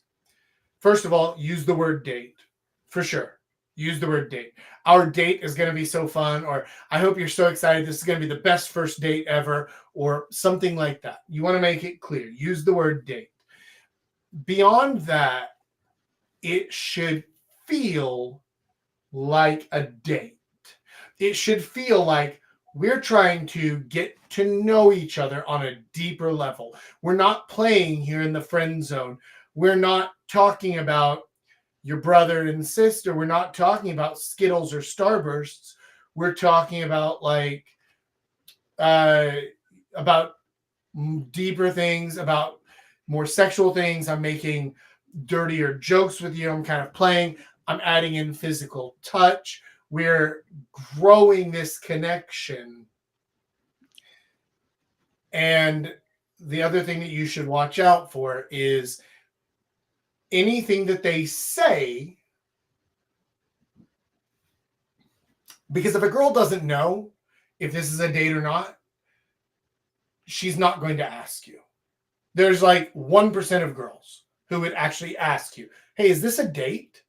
Most of them are going to test with something. They'll say something like, oh, I only wish that guys that I could date had this much fun with me or were this interesting or whatever else. And if they say something like that to test, then you stop it and you're like, hold on a minute, just so that we're clear. This is a date. This is me and you as a man and a woman. And if I didn't make that clear, then okay, that's on me, my bad. But that's what this is. So if you're not cool with that, no hard feelings, but then this is over. But if you are cool with it, great. We can stay here. We can keep this thing going. Have the good time, right? So, like for me, what I'm struggling with the question in general is that where do you meet people that you're meeting, like you're going out for the first time, and like you're meeting for the first time. Where do you meet people that don't understand that that is a date? Because that means you've probably met them from an app. So let's separate these into two categories. So the people that you've never met and the people that you've met once or twice and you've gotten their phone number, right? So for the people that you've never met, which means they're coming off some dating app or they're coming off a language exchange app, stuff like that. Yes. From the dating apps, they know, like, Yeah. this is what they're there for. Yeah. For the language exchange apps, then it comes down to clarity, right? Like, yeah, like you say it straight. Like, we're gonna have so much fun on our date, and this is gonna be the best first date ever. Yeah. Right. And especially using the term first date, that leaves out any doubt, because even if they are struggling, the second it's called our first date, almost all girls resonates that towards dating. Lady North didn't know that our first date was a date, even though I used the words first date and we were meeting in a bar in a Hongdae on Friday night at 9:30 p.m. Like, everything was as clear as I could have possibly made it. And even still, she didn't know. And whenever I asked her about it later, she's like, oh, I thought you were joking about the first date thing, right? Like, okay. So it's possible. But in that case, Still, whenever she tested it, I stopped the conversation, said, look, this is a date. If you don't want that, then that's okay. I'm not angry, but also there's the door, and I'm going to keep drinking. But if you do want that, great, we can stay here and keep partying together. So there issues there. So that's the language exchange app, because I met her on a language exchange app, right? So same thing. But I think that there also could be some confusion if you met a girl on the street or like Subway or public game, right? If you didn't have the aura, right, that we've talked about, that aura of like, oh, this guy is a sexual creature. This guy wants to, oh, he's asking me out. Oh, he used the word date. All of this adds up. Everything that he's giving me says he wants this to be a date, right? Yeah. Can I see myself kissing him or not? Okay, I'm already thinking about it.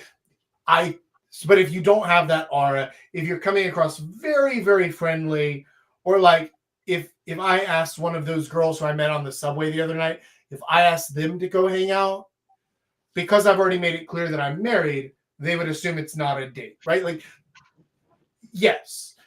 So street, if you're friendly, but in the friendly way, not in the sexy way. If you're not clear about your intentions, then the street there's a lot of iffy stuff there. Like we've seen some in the texting screenshots where we're like, dude, I don't think she thinks this is a date, right? Yeah. And so if you find yourself in that situation, you want to clarify it before you meet so that you don't end up in the friend zone. Yeah, I think that's a good answer to that. I'm guessing the last one you wanted to touch on is how you absorb the best lessons from watching your wingmans. The one from No Reservations. What question again? Can you read it for us? Because that one was pretty long and I didn't have a chance to read it. Yeah, how can you best absorb lessons from watching wingmans? I'm currently in Europe on a day game jaunt with two of my buddies, wingmans. One of them is on fire, and we're pretty much close. A number close as 50% of the girls he opens, and pretty much all of them hooks. His vibe is just lit as fuck. Night game is able to do hook sets with ease, for getting amazing reactions from the girls. Honestly, about a beauty to watch, and how can we as like co-wingmans learn the best from this, I guess? Or did you think about the one from Brandon regarding good reasons? No. I meant this last one. That's correct. Okay. So how to best learn from your wingman? Your temptation is going to be, what did he say to make this thing happen? That's incorrect. What you should actually pay attention to is everything except for what he said. I mean, looks and how he dresses, and maybe a little bit, but more importantly, pay attention to his body language. Pay attention to the subtext, the way that he says something, not what he says, but the way that he says something. What is he delivering or communicating that's not his words? His words are the smallest part of his communication by far. And if you pay attention to the way he does things instead of what he actually says, you're going to learn a lot more. And those are things that you can replicate, but you can still keep the words in your style and it won't feel incongruent. Because most of the incongruence comes from guys trying to say the same things that other guys say. And so it turns into lies, and then it's like, they're breaking apart on the inside. They come across with this cognitive dissonance from the beginning. You don't want that. But if you can just copy the things he does, the way that he moves his body, how is he using his hands? What exactly is he doing with his body? How is he getting their attention? Is he waving at them from across the room? Is he coming in? Is he whispering to tell a secret? Is he creating deep eye contact with them? Is he using his hands a lot to speak? Is he bringing them in? Is he doing like some palm reading, like physical touch exercises, something like that? What is he doing to get to each of those points? The body language and the subtext that he uses is literally 93% of his communication. So basically, you will say it's more important than verbal communication. Nonverbal communication is the most important, for sure. Yeah. Without a question. Without a question. Right? Like even tonality and the like how you use your voice is more important than what you actually say. Oh, for sure. Absolutely. So, like last week, Antonio, I asked you to make a couple of value posts for me, right? And Yeah. then if you asked me, like, oh, how were they? Were those good? Did those work well? Then if I said, yeah, those were good. Or if I said, yeah, those are good. Yeah. I can see. Words completely like the words are the least important thing.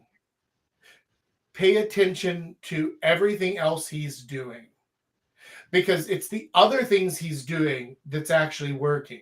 It's not the words he's saying. The words he's saying might be fine. There's nothing wrong with them. And if you can use them, then fine, use them. But that's such a small part, right? Yeah, I'd say like the first thing you do when you try to learn from your wingman is to emulate their body language and their energy fluctuations. Not their energy level, because me and you can never be the same energy level. Sure. But I can still mirror your energy fluctuations. Right. So The ups, the downs. Yeah. the roller coaster. Oh, Because that is what I can use that can still be my own. Exactly. Right. Well, can I ask you something? Yeah. How do you deal with like situations? You just talk about energy levels, right? Let's say that you are like want to go on a want to go on a date and stuff, or maybe you just don't feel like it. Like you have low energy levels in general that specific night, okay? You have like you're maybe tired, or I don't know, you've done something, or maybe emotionally you're kind of drained because you were tired that day, or anything like that. How do you deal with that, for example? Mental resetters and mental stagers. So like for Hmm. me, there are specific music that basically gets me in the mood to do about anything. Like like me and Jack talk a lot about, like, there are certain songs, like whenever we go out to go street approaches in Hongdae, like we will literally just use the phone on the shoulder in the backpack and just blast the song, and we'll start like hyping ourselves up. And like no matter the energy levels we were before, we were hungover as shit. We just drank a bucket of coffee and like we're slumbering down the street, and then we put on the song, and then 2 minutes later, by the time the song is done, the first approach is done and we're up and going again. Yeah.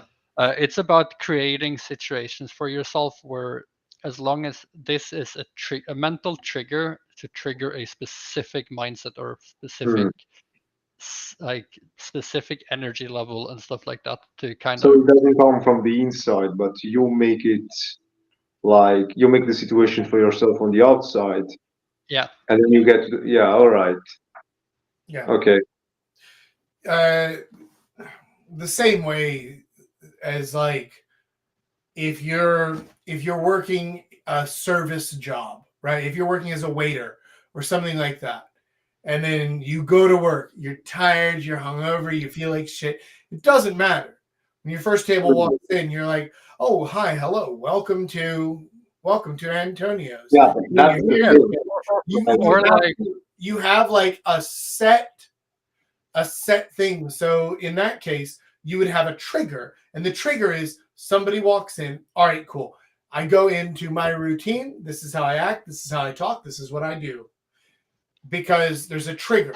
When somebody walks in, you do that. And then as soon as they leave, or as soon as you walk back into the kitchen, and you're like, oh, fuck, I'm so tired. Okay, cool. Right? It doesn't matter. You put on the mask.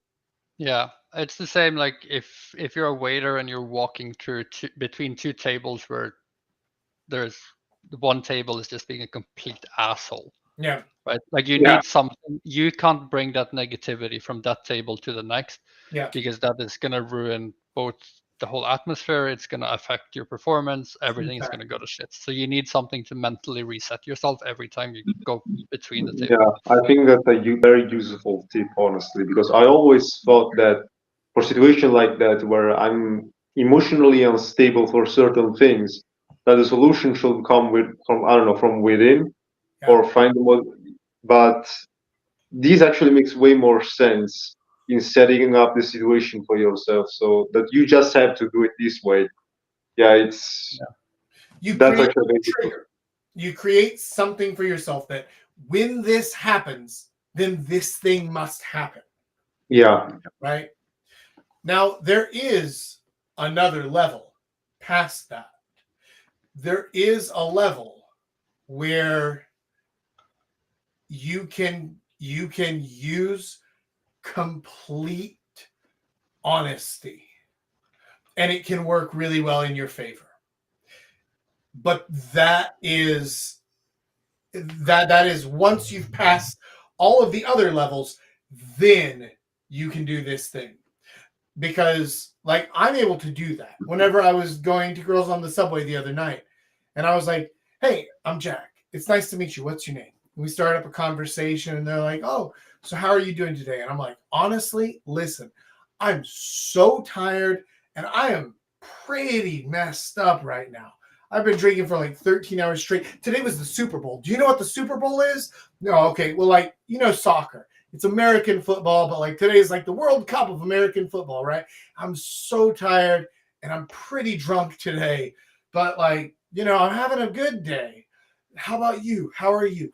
And you use this like so incredibly open and honest that everyone's like, this guy's fucking real.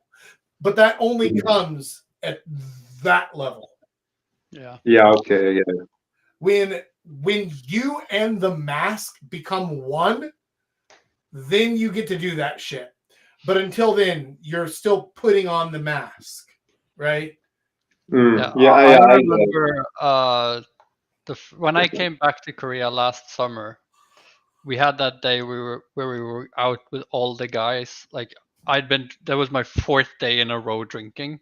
Yeah. Like I am just rotten to the core hungover. Yeah. Like I'm just a zombie. I'm sitting there at the table, basically hugging a bottle of whiskey. Yeah. And then I start talking to this girl sitting next to me, and I'm like, I have to be honest. Like I am so fucking hungover. I really just want to get some food and go to sleep. Was You want to that come with? you? That Yeah, was me. Yeah. yeah. So I was just like, I'm so hungover. I need to get some food, and I'm gonna go to bed. Do you want to come with me? Yeah. Yeah. Let's Exactly. go. Like there is a point where complete and total honesty is the best game of all. But the problem is that most people, like when you're starting out, you're completely open and honest, but you're really, really, really, really, really bad at it. And so you have to put on the mask to become a better version of your honest self. And then as you get better at the thing and at social skills and social interactions, then you can take it off a little bit, but it's not taking it off. It's just become who you are. Because the mask should never be a fake or like not you. It should just be, I'm trying to act like the best version of me. Yeah, I would like when I think of the mask, it's more like I think of it as a filter rather than a mask. So it Yeah, filters out the parts that I want to show, like sure. the higher energy, more open, more sociable. Like that is the parts that comes out when I put on the mask. And when you have to be completely honest, you have to still be that same person. like even if you remove the mask, but it has to have, the honesty also needs to be sincere and congruent to who you were before you kind of just, okay, this is how shitty it is today. Yeah. Like it still has to match that person. Yeah. Well, I mean, like in your case, like here's this high energy guy. He's out there, he's entertaining, he's engaging, and then you're like, to be honest, I am just dead. I've been drinking for 15 hours. Yeah, that makes sense. You look like the person to do that. yeah. Right? And you're just tired. Yeah, you've been drinking for 15 hours. Of course you're tired, right? So like it matches the honesty matches the person you were still with the mask on. Right? Even today, as we were starting the stream, and I was just fucking furious at everything. And like I even said that on the stream, right? It was like, Yeah. okay, right. But also, but like that's real. That I'm still me, even when I'm angry and frustrated at all the shit and everything's and I'm still feeling all that. But like, okay, cool. Here you go. You guys get a little bit of a, like, you get a different taste than normal. You get a different flavor on today's stream, but it's still the same damn drink. It's just a different flavor of it, right? Yeah. So yeah, I think that to learning from the wingman, pay attention to all of the other things that he does. Pay attention to his subtext, his body language, to how he's acting. How is he physically acting? How is he holding himself? Because I guarantee you, he's not walking up hunched over, hands in his pocket, if he's getting a 50% rate on numbers, right? And cold approaches. I can guarantee you, he's walking up and he's using open body language, and he's using his hands, and he's talking, and he's got a little bit of an animated expression, and he's making eye contact with the girls, and he's talking. It doesn't matter what he's talking about. It doesn't fucking matter, right? You can talk about like her favorite cafe in the world, and you're like, wow, that sounds amazing. Actually, I can even picture it now. I can picture like the movie that's set in this. Do you ever watch Korean dramas? Man, I can picture the Korean drama that's set in this cafe. And it doesn't fucking matter. It's not about the cafe or about the Korean drama or whatever. It's about the other things that he's doing, not the words. Right? So that was a really long roundabout way of answering that question. But we did it. Yeah, honestly, better to have these long questions than these like vague and short answers. You know, at least we cover things up completely on stuff. Yeah. So we made it through all the questions, and I think now is a good time for us to go ahead and wrap up today's live stream. And for you guys, Paul, Antonio, thank you so much for joining today. And for those of you watching, thank you for joining. I really do appreciate it. If you've made it this far into the stream and you somehow haven't done it yet, please hit the like button, hit the subscribe button, hit the little bell. You guys know the YouTube jazz, do that stuff. It means a lot to me. It really, really helps the channel, and I would consider it a personal favor. So please do that. And until next week, boys, Papa Jack